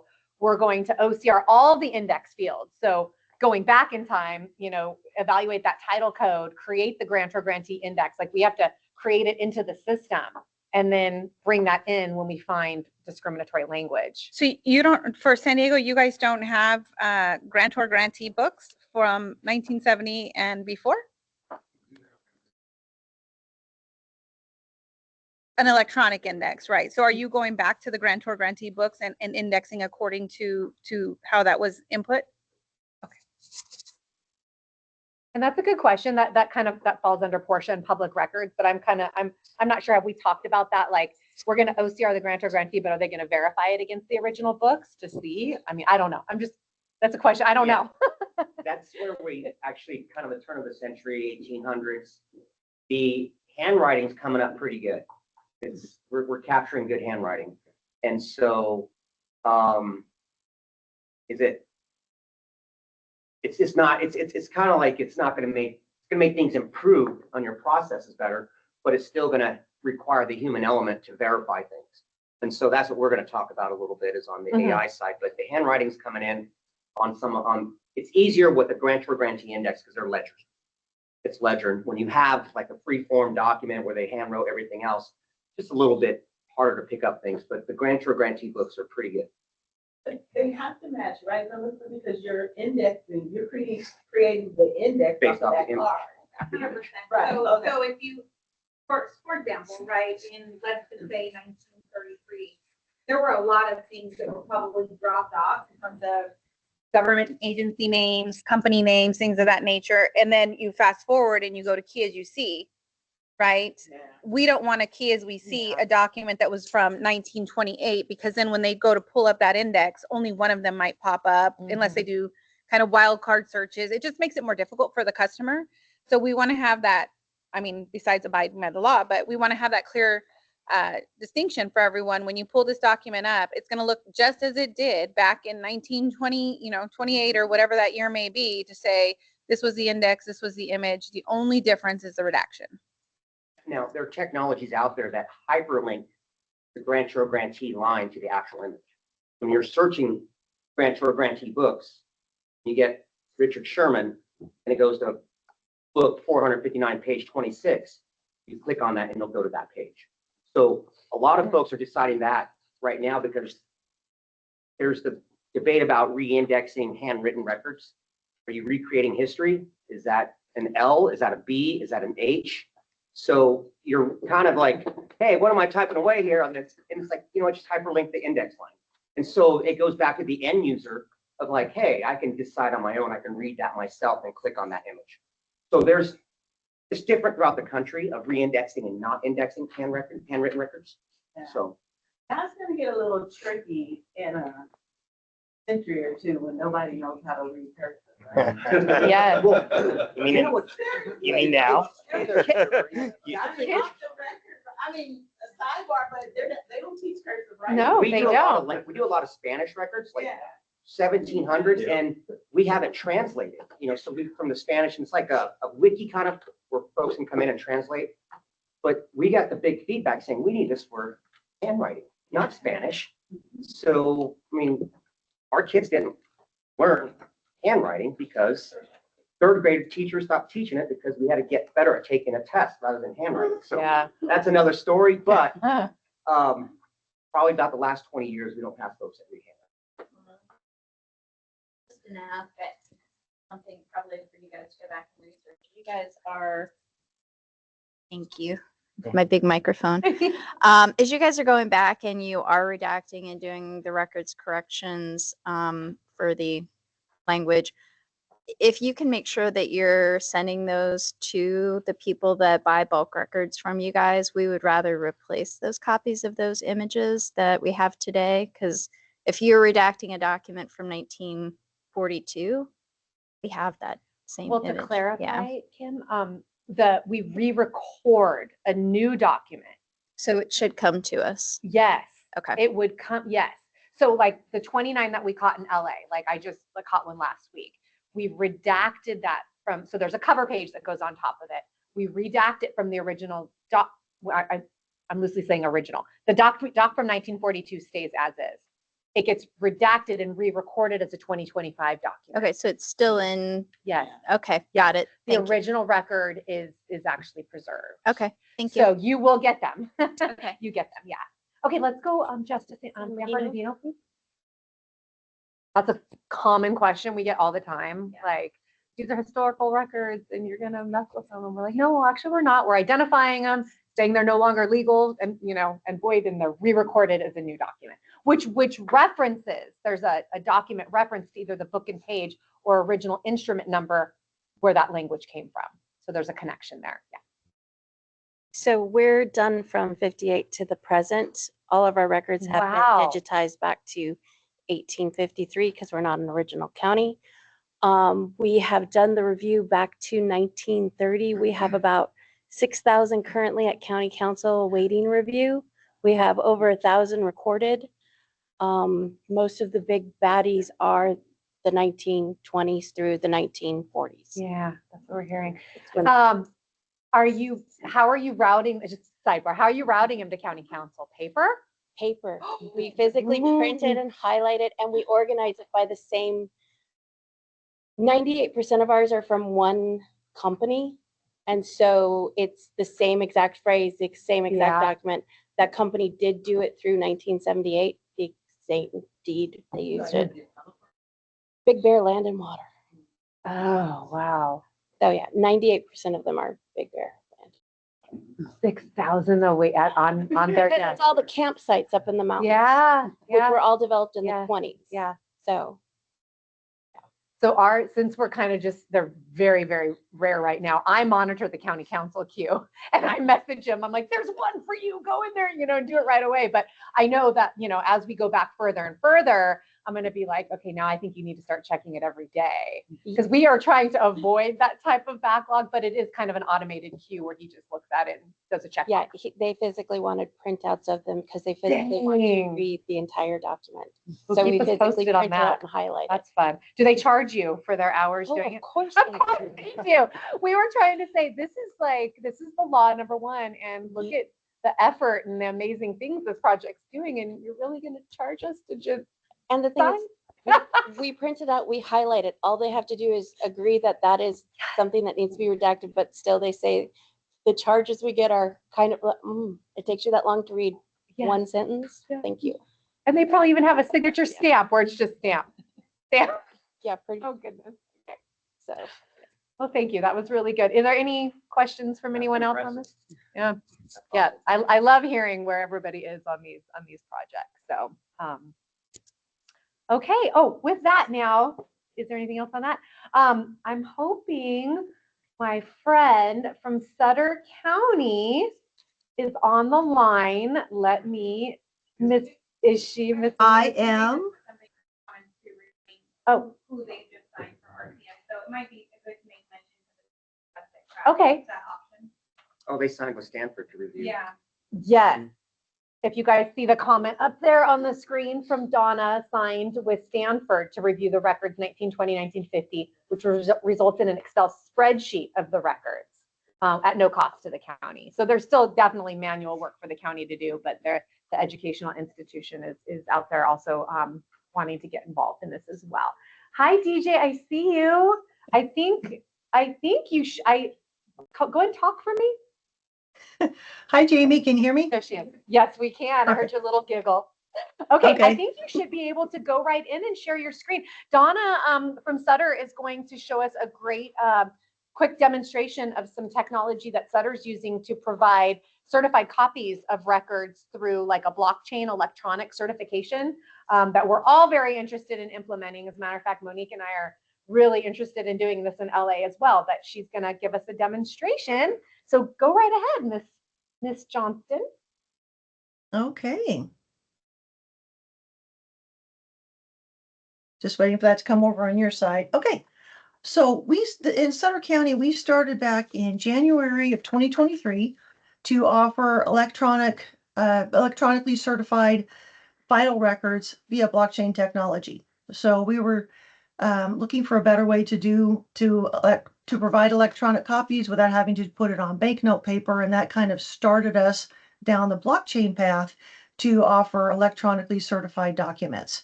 It's been working well for us there, but we thought we would also expand that into official records. So we partner with Titan Seal. We partnered with them and purchased 5,000 seals so that we can start doing this project. We expanded it from vitals into official records. And so I'll show you what the process looks like on our side. As we all know that our images come in as TIFF images into our system. So the TIFF images that we get, we do have to convert over to a PDF before we drag them into the application. I would say that's probably the clunkiest part of this whole process.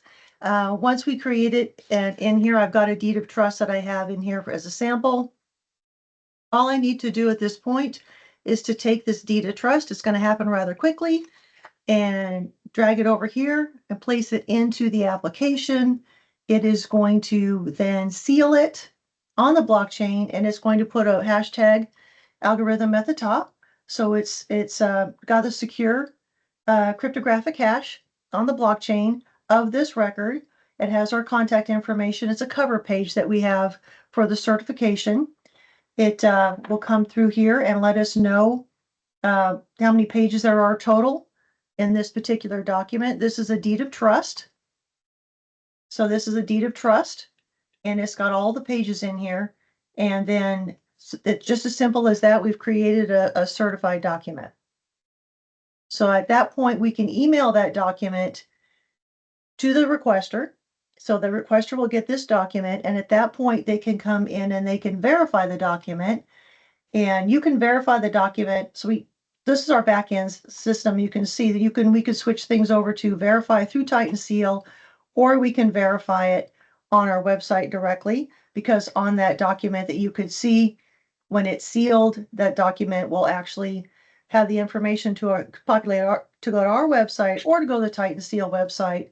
So the requester would have the document right here. So this is from AmeriQuest. That was the deed of trust. They just drag it into here. And then if they receive a check mark on it, oh, nice. I can't get the plugin now. It worked before when I was doing everything, of course, online. So as soon as we get that, we can go into the verify. Here we go. Let's see if it'll behave.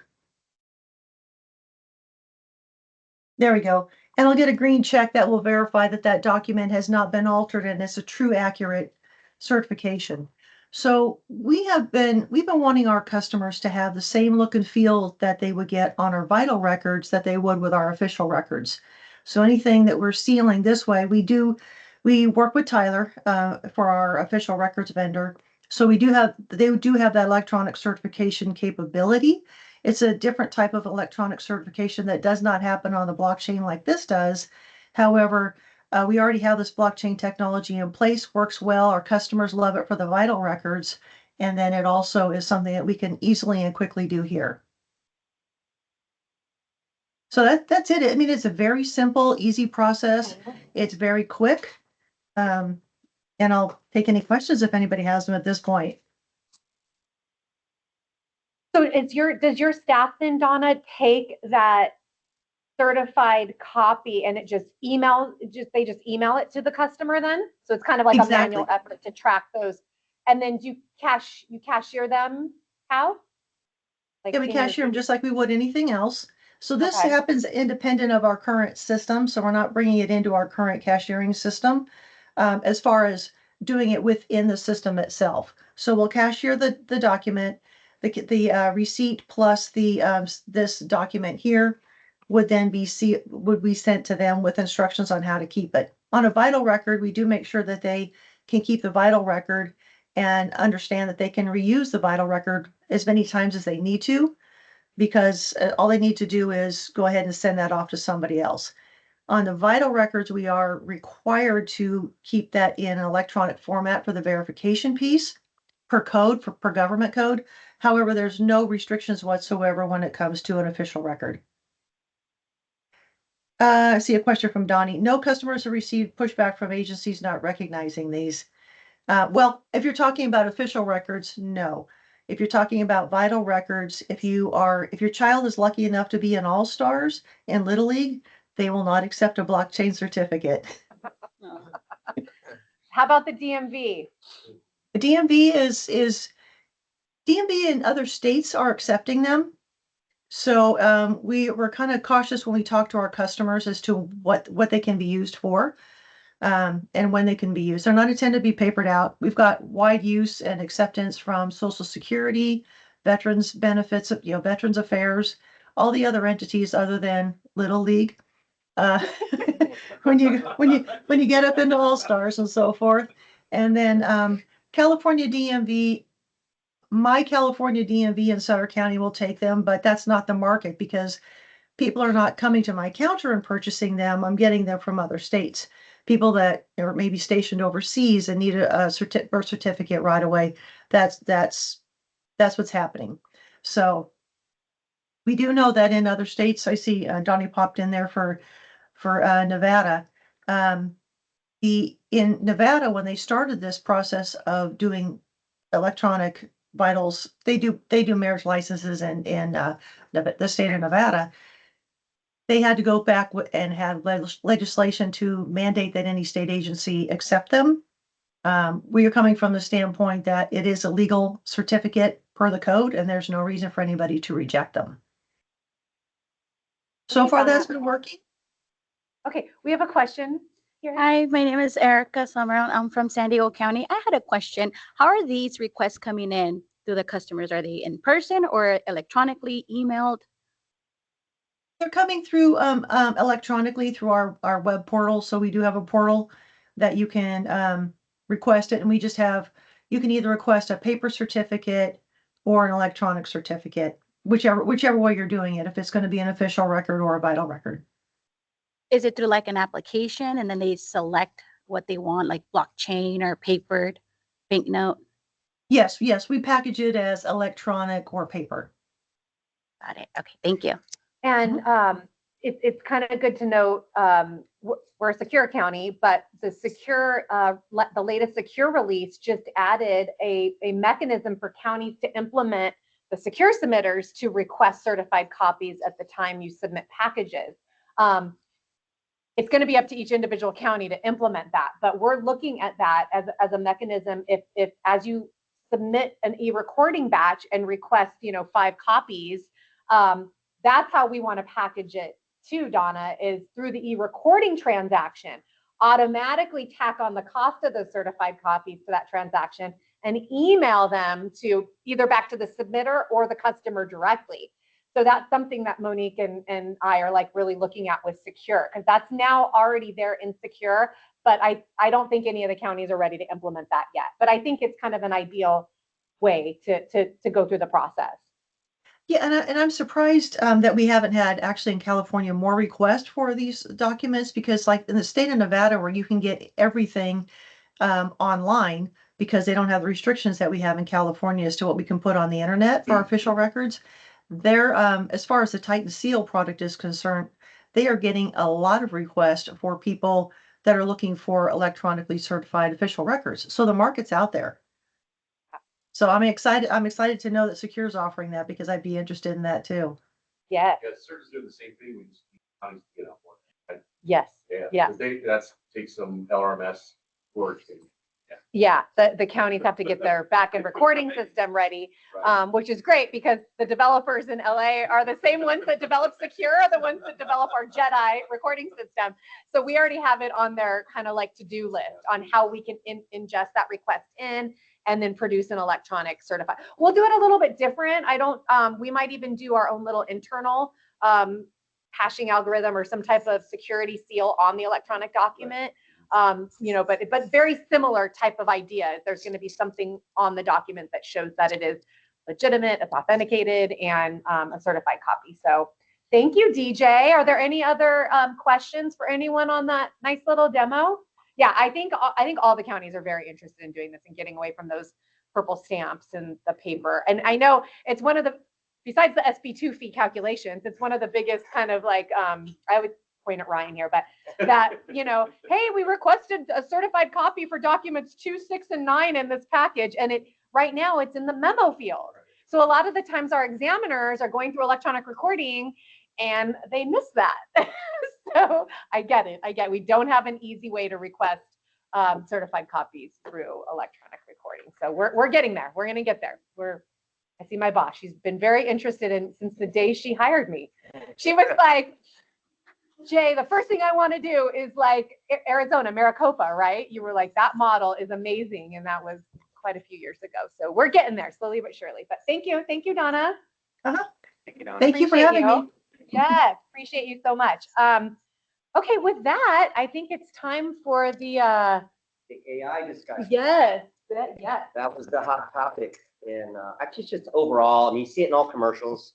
I mean, IBM is spending hundreds of millions of dollars during NFL commercials about AI and everybody else. So it is impacting our industry. It has already impacted our industry. And I think the beauty about all this is our forum. Yes, it's a collaborative forum between the private and public sector. And we have here the private sector, or even an agent here for the private sector, that's going to talk about AI and how this is being implemented and how it can be shared collaboratively overall.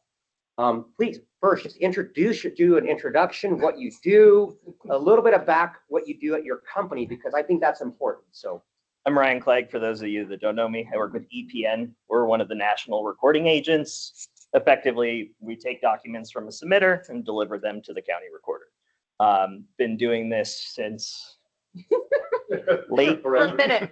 yeah, late 90s. Started in title, did the county recorder side in 04-ish, got into the agent business. So that's a little bit about me. Perfect. My name is Brett Clark. I am with Value Check. We are a subsidiary of Fidelity National Financial. So we are the, thank you, Kim. So we are the e-recording oversight for our direct Fidelity operations, whether that's Fidelity Title, Chicago Title, Ticor, lawyers, and just about every direct operation in the United States. So our title and escrow operations use our platform to prepare and submit documents to the counties for recording. Prior to my time at Value Check, I was with Simplifile for about 6.5 years, and then Fidelity was gracious enough to bring me on board to drive this initiative. Part of what I do at Value Check is not just working with our title and escrow offices, but I work directly with the counties and their land record management systems to determine how we can integrate our systems together. great. And I came from the title industry. I started in this in 91, so that's dating myself. However, I did meet the owners, the founders of Value Check way back in the 90s, early 2000s. They were doing great technology things way back then where they were automating title reports from the documents that you were giving back to the title plants. So they were doing a 20-second title report back in the early 2000s. That's just trend setting. So I just want to throw that out there. Their technology's been early. It's been successful enough to where Fidelity bought them. So I want to throw that out there. But here, with you, Ryan, obviously our industry is getting hot. Everything else taking off. How do you find the right industry partner, an AI partner? From what I've heard and the people I've talked to, is picking the right partner is the most important part, right? Everybody's doing it. So you don't want to get in bed with somebody who's going to go under in 12 months. So we've spent a lot of time, our parent company has spent a lot of time focusing on choosing the right partner and not going down a path with somebody and wasting 18 months with somebody who's not going to be able to deliver the product that we need. And in that process, you have identified goals and we're in a unique situation. Our parent company is doing that process, so we haven't been involved in the selection process.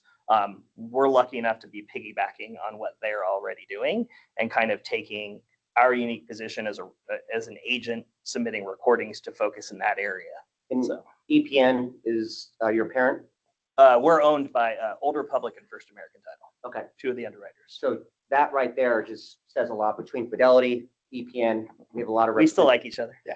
There's a lot of representation up here from the title folks. So I think I just want to point that out. Yeah. So, and with you, Brett, help us because we all say that AI. Actually, tell us what you're using, how you're using it right now, and is it something internal that you're developing, or do you have a partner? Yeah. So it is a primarily internal division at Fidelity.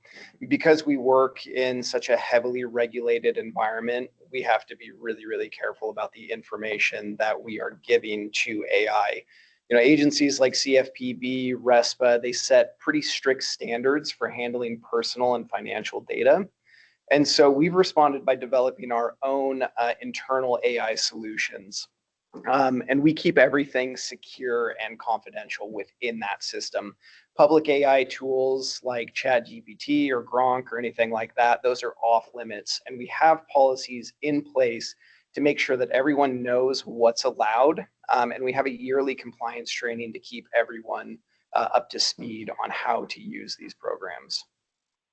Some of the other things that we do as well is, even though these AI tools are internal, there is further limitation as to what they can be used for from an employee standpoint.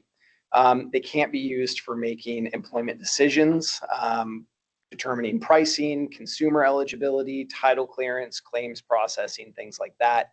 these areas require that human judgment and accountability. So AI is really good at predicting outcomes or attempting to predict outcomes, but there isn't really any trade-off for that valuable human judgment aspect. So we're still relying on that aspect of fidelity as well. And because CFPB, RESPA compliance, everything else is there processes within Fidelity that AI is off limits? Such as, I mean, I know in the county side, we want to validate, you still need a human eye to validate that document. Anything on your end from a corporation that AI is off limits? I mean, yeah, making sure that the type of personal information and financial data that we're putting into these AI models are within secure boundaries, and making sure that, they're not being used for who knows what. Again, companies like ChatGPT, Gronk, take your pick of any of those AI companies. What are they doing with the data, right? The value is in the data. And so if we don't know what they're doing with the data, we certainly don't want to be putting that PII into those models and then just it floating out into the ether. So, and this is Steve as well, you're not using AI to make underwriting decisions, are you? No. Okay. All right. Spend a lot of seminars on AI, taking in the background, but everything needs to be absolutely verified personally. Okay.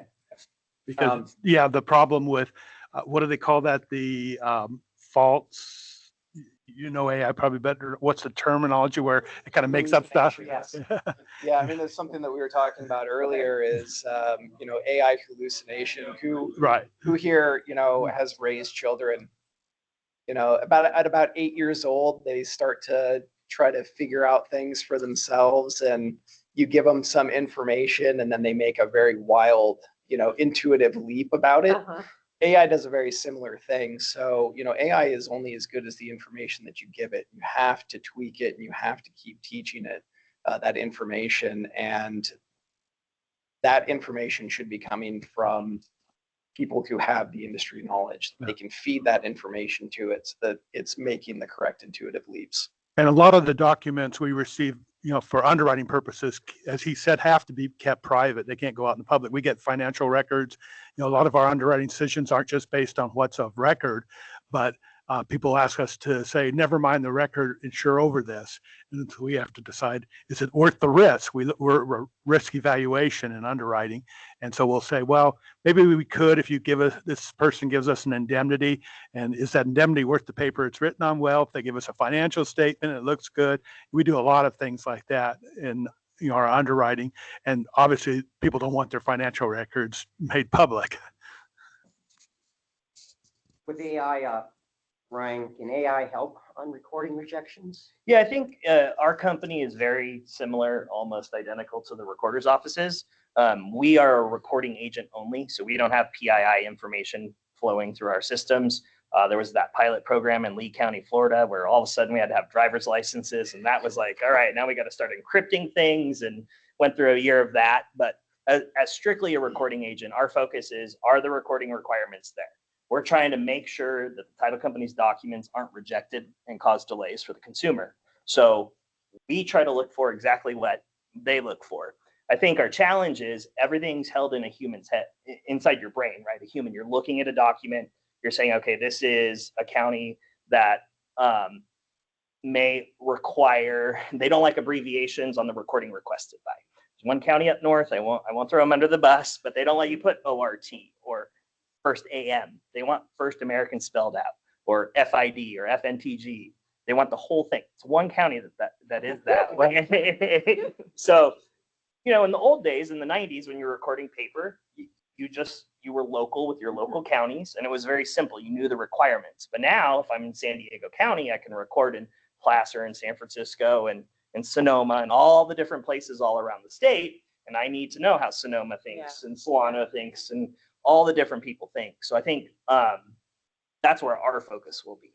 How do you identify those nuances to warn somebody earlier in the process? Like, hey, this may or may not be a problem, which kind of gets into the training that Brett mentioned, right? The experiences I've had so far, You kind of get it to train it at different levels, like, red, hard stop, yellow, warning, this might be an issue. Everything looks good. Here's the 10 things you're supposed to be looking for, so that the human verification becomes easier. You can see the trustor, the trustee, and the beneficiary easily because it pops it up and says, you're good, here they are. So there's always going to be that human aspect. You get the computer to do the grunt work and the human to just go, yep, looks good, or work to fix the issues. And I think about the county. I was sitting next to Greg Diaz about 8-10 years ago, and I was kind of in the back of the room, the church crowd, and he says, let's talk about certifications. Whoever the audience was, probably Jamie. And then one thing he said, that's why we exist. And I was like, what? He said it on the county perspective. We exist to certify these records. So when we have tools, AI tools that can help share that on the certification process, even on the front end of validating, even on the selling on the back end, what Donna just shared, the AI can help that process and share that data, because you create the data, right? You create the image, you create the docs, you have it into a TPS or title production tracking system. So having that data transfer over would help the counties immensely. And I think that's where this dialogue is going to help us. And when you have those, and I think this should be added as part of our submitter discussion for next year in Shasta, because how is AI going to help on submitters here? Because you have a whole list of how it can help, such as mailing address, titles, names, everything else, signatures, notaries. So that stuff is not being shared. I'm just, maybe that as we carry this dialogue, maybe we should share with the County Recorder Association has a mutual problems and committee. Yeah. Where you guys try to get together and talk about how you do things differently. And so maybe we just provide our little matrix over to you guys for discussion. How does AI help the notary piece of it? I would think you just train it to look for the requirements, right? You're looking for the venue, you're looking for the date, you're looking for the name and title of the notary. So can you compare the handwriting where they write in the notary's name to the name on the seal? Does it match, right? A lot of counties don't like when there's variation. So all recording required. Is there no notary seal at all? Like, you just feed it there's those certain requirements. And then you go a little bit deeper. You say, County Y is very strict about legibility. Are all the all should be. There's a certain county up north, I won't throw them under the bus, but they're very, very, very Say strict. up north, but it's probably all LA. I'm not sure. No. To warn you, is that a 6 or an 8? I can't tell, right? If the computer can't tell, then how's a human going to tell? So kick it back, add the perjury statement, all of those things you can kind of train it. And the great thing about being an agent is we have tons of images, both recorded and rejected. We have all of that data about rejections, so we can train the system with all of the data that we have going back years and years and years and years, which is great. And then, I was actually just going to piggyback off of that. Rejections, title companies obviously hate to see rejections, but from the value check side, that's invaluable data for us. And we can plug into our models, and then submit better recordings to your office and address those concerns and try to help to lessen those rejections that you're seeing. And you do that collaboratively internally. How does that, how does AI support your internal workflows with that? Yeah, so we take those rejected documents, or things that we are going to start doing is taking those rejected documents. And I mean, we've got Kim here, who's part of Property inside our title production system.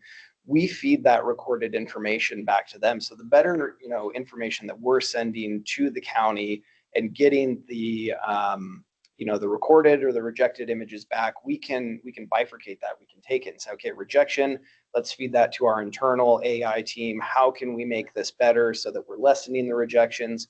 Great, this is recorded, check the quality, send it off to Property Insight. Other divisions like SmartView, which is our central repository, making sure that we are uploading the correct information, going through AI checks to, SoftPro 360, SoftPro Select. At the front end, what would be really nice is working with them to gather the relevant information or implement AI models on their side to, okay, here's all the relevant information that we need for our policies, but here is what the county needs, for indexing or fee verifications, fees. That is a big thing, right? Accurate fees. We can plug those into our models and make better predictions, for our closing, for our workflow, so that we can close faster. Fees both before and after. I'm just Yeah, going to jump in and piggyback, right? You can try and say, okay, this county looks for hidden titles. So, on page 26, you have XYZ. So you're going to have an extra SB2 fee. And then the title company can use that to compare to what they collected on the front end. Also, once it's recorded, does that match what you expected, right? Half the problem is, everybody's getting their closings done, billing out their clients. Sometimes you don't catch it right away. Yeah. So then it's 6 days later, and then you're asking for a refund. How much extra effort or refunds? There's a person you save on efficiencies on all of that if you can catch it immediately, get it reversed, and then just address it right at that time. And that's where, and Brett talked about SoftPro. That's a very robust title production system they have. So it's county centric to the fees, everything else, or state centric in a lot of states, because the states are all on the same page except us. But anyway, but they do have a SoftPro that does have those fees that can do as best as possible. But it's constantly changing. Yeah, we have, collected versus actual. So after things get recorded, then, our automation is pushing that back into that system and saying, okay, here's what you predicted, here's what you collected, here's what was actually charged. If there's any discrepancy, you need to let us know so that we can reach out to the county to try to get that reversed. And then we can take it a step further and say, okay, this is, all right, there was a hidden assignment of rents in page 17 of the deed of trust, and that's an added title. So we need to make sure that we're, estimating for that beforehand. And I think one of the biggest challenges in California, other states use the collected versus actual because they're using title production system integrations to just push things into EPN and EPN to the county. California is not built that way. We have so much volume. The model is give it to an agent and they'll take care of it, right? They can do it faster than we can. So they're not pushing it system to system. They're physically handing us paper and we're the ones putting it into the scanner. So we can't utilize a lot of those features right now just because there's not that talking, because we make changes on every 5 to 10 documents. See Exhibit A, all the things that the title unit doesn't want to deal with because they're just trying to close, we pick that up. So that feature will be nice to be able to use in the future here like we do out of state. And Monique and Melissa, something that's, since we talked about fees, something to think about as you have your discussions. Nationwide, counties are getting cost recovery fee bills passed in each state using a predictable recording fee model. So banks, title companies want that predictable recording fee model. They can get it on the closing, so they can get the fees right. So something to throw out there that maybe that could be something, and bringing all of industry partners on a predictable recording fee. That might be something to consider because that's there. Chris isn't here, sorry. This conversation. So anyway. Yay, the microphone. Kind of a tangent. In attending the local Florida PRIA group, one of the pieces of information that was a complete shock to me was the number of counties that get data from e-recording and they throw it away, completely re-index. So I'd be really curious to know, like from a county perspective, do you guys leverage the index data that you get through e-recording, or do you start from scratch? We don't index here. No, I'm real. So and the reason I ask is I come from a different perspective. So, but for me, like the data that Brent is sending to the county is coming from our software title production system. That's gold to me from a title plant perspective, and I want that data. That's great data because the data that they key in SoftPro is what's used to create the image. So there is no difference in that data set. And so I'm really interested from like my perspective, but also like how can the counties figure out what are the sources and where can they figure out where the data is gold and where they have risk and they should reindex. I can tell you, I can answer part of that from a historical aspect. From my time as a title plant, working in the title plant industry, the whole reason why we started e-recording in Colorado, our title plant did, is that we wanted good data going in and good data coming back out, so we can enrich our title plants. So, but what happened on a national level is all the joint title plants, that own Fidelity and all your Stewart title, joint title plants, were against that because it would minimize the intellectual property of their value of your plants. So if I joined and I had good data and I started a new title plant, it's just as good as the joint plant that has this asset value of X amount.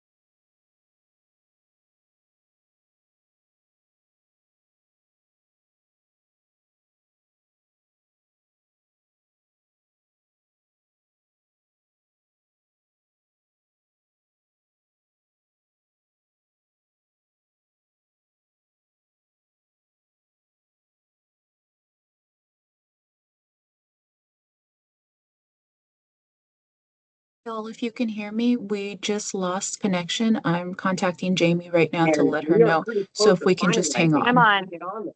Okay. Okay, I'm on, guys. I'm so sorry, my laptop died. So we're gonna just complete this conversation, but I'm just gonna do it through my phone. Christina, just launch recording again so I can get the last a little bit of it. No problem. Give me 1 second. Thank you. Okay. It's showing that it's still recording. Oh, good. Okay. So, All right. So yeah. I'm Okay. gonna turn. Yeah, they're gone. Mini mics were good, but I have to figure that out next time. Okay, so I wanna, I'm gonna mute there. So I want to point Okay, out we that can on hear. the white paper, we are addressing forms of fraud in real estate transactions, deep fakes, AI generated documents, and all that stuff when it comes to fraudulent recordings. We're going to provide an understanding AI's capabilities and limitations, real world examples of both enabled fraud and detection methods. And the goal is to help organizations harness AI's benefits while maintaining accuracy, fairness, and public trust in public record systems. So that's the goal that we're working on a national level. We're meeting every other week. I missed the last one. So, but the white paper is going to be probably ready by end of year for review. So it'll be a 30-day review, probably 6-day review, 90-day review. I'm sorry. So there'll be a 90-day review. We'll announce that and saying go in there and check it out and get feedback as well. So I want to throw that there. Covered it. Oh yeah. Yep. We didn't cover it this last week. Kind of did. We weren't really we still had more work to do. We'll be done here soon, I think. So it's one of the best subcommittees I've been part of at PRIA. It's pretty impressive. Very well organized, very well documented. So we're excited to have this draft come out. I think one of the last things that I'll touch on is AI. The hype is everywhere, right? Social media, that's where everybody's kind of seeing this.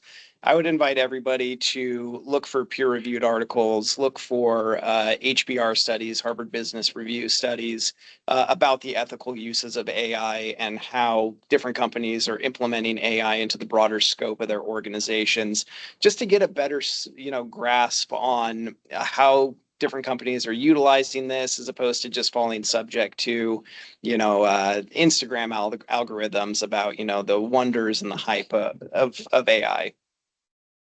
Do you have any closing comments, Brian? Me? No, I really like what I've seen. We're in our early stages, but it's been really exciting to go in and kind of try and train it and just see that front end of telling it what you expect and seeing it mess up, right? It's not perfect at first, and then getting to retrain it and kind of working through that process. It's been really interesting. I like the scientific approach analogy. Yeah. Got to take a step back, get 2-3 steps forwards. So I think that's really cool to hear about that. Yeah. Any other comments on AI? No. I want to thank our panel for having Seattle. Brian, where do you come from? San Diego. San Diego. So they came away. So thank you very much. Jamie and I want to thank you all for being here. Well, let's thank our other panelists yeah. too. We didn't get a We chance want to to thank other panelists. Mr. Steve. Yes, thank you. And what you provided us on the title legislative, I mean, if you can join us every meeting, that was great. I mean, that was phenomenal. And does anybody have any last minute questions or comments? Because we do have some couple of ideas we want to exchange because we're always looking for topics. So if you have something that you're experiencing in your offices, both title and the county side, let us know. We want to know. We want to stay ahead of the trends. This is the front line. You guys are in the trenches, and the only way we get better is through your feedback. So you being here is great. Your feedback's great, and keep it going. If you have topics, just let us know. Oh, and I do have a message from Jordan and Val that they would love to host a spring event down in lovely San Diego. So more to come on that. Yes. And Eugene and I'll reach out. But yeah, I totally agree. Please, I mean, like you said, this one was planned very last minute because we thought we were going to have this whole amazing discussion, which we did have an amazing discussion. It just kind of changed gears a little bit. But yeah, if there's any topics, and usually coming out a new law, we have more things that are topical for the entire industry. So we look forward to hosting another event in the spring. And then try to attend the national events or do it virtually. It's great. And if you're interested in assisting me on the national PRIA in LA, SoCal, talk to me on the side, because I think the more we have SoCal folks talking to the PRIA board, the better our message will be. So. And I will ask if the virtual attendees can still hear me. Are there any, I can't see the chat. So are there any questions? Yes. It's Christina. There's a question in the chat from Bill Anderson. It says, for the roundtable, thanks for the update. Could recorders consider establishing a voluntary notification system for notary publics who commissions information appears on a recorded document? With the increase in notary impersonation fraud, this could help notaries improve use of their notary credentials. Sorry. That's interesting. Hi, Bill. I always love hearing from you. And I think my answer would definitely be we would need a legislative change to do anything like that, of that nature. We don't as you know, we don't regulate the notaries. We don't validate the notaries. We just make sure it meets recording requirements of where the acknowledgement was taken place. I would punt it back to the NNA and say that a legislative proposal would need to take place for the recorders to change any type of, or put in any type of notification in place to the notaries, because that's completely outside of our responsibilities. There's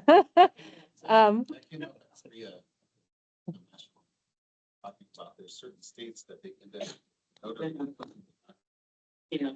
So notary that might be doing potential fraud, or they lost their seal, they can go back and find any documents.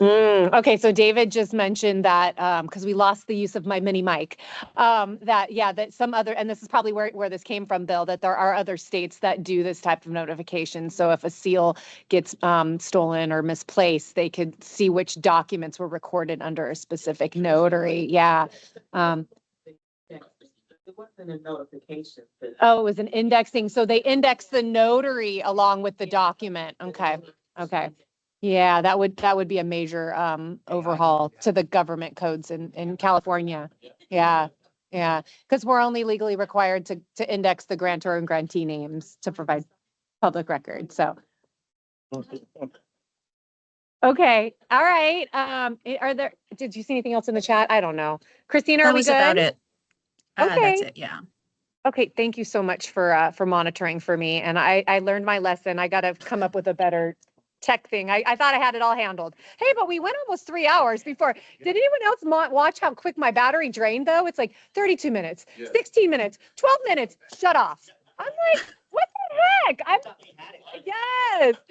Okay, so we had 62, I think at the peak, we had 62 attendees online. So I thank you all, probably from up and down the state and maybe some throughout the country. Thank you for joining our SoCal PRIA Local. And we will probably be able to post the recording somewhere. I'll have to figure that out. But thank you again, everybody. I'm going to go ahead and shut it off now. Christina, will you stop the recording? Stopping recording now. Thank you. Thank you, ma'am. Okay, have a good day, everyone. Thank you, everybody.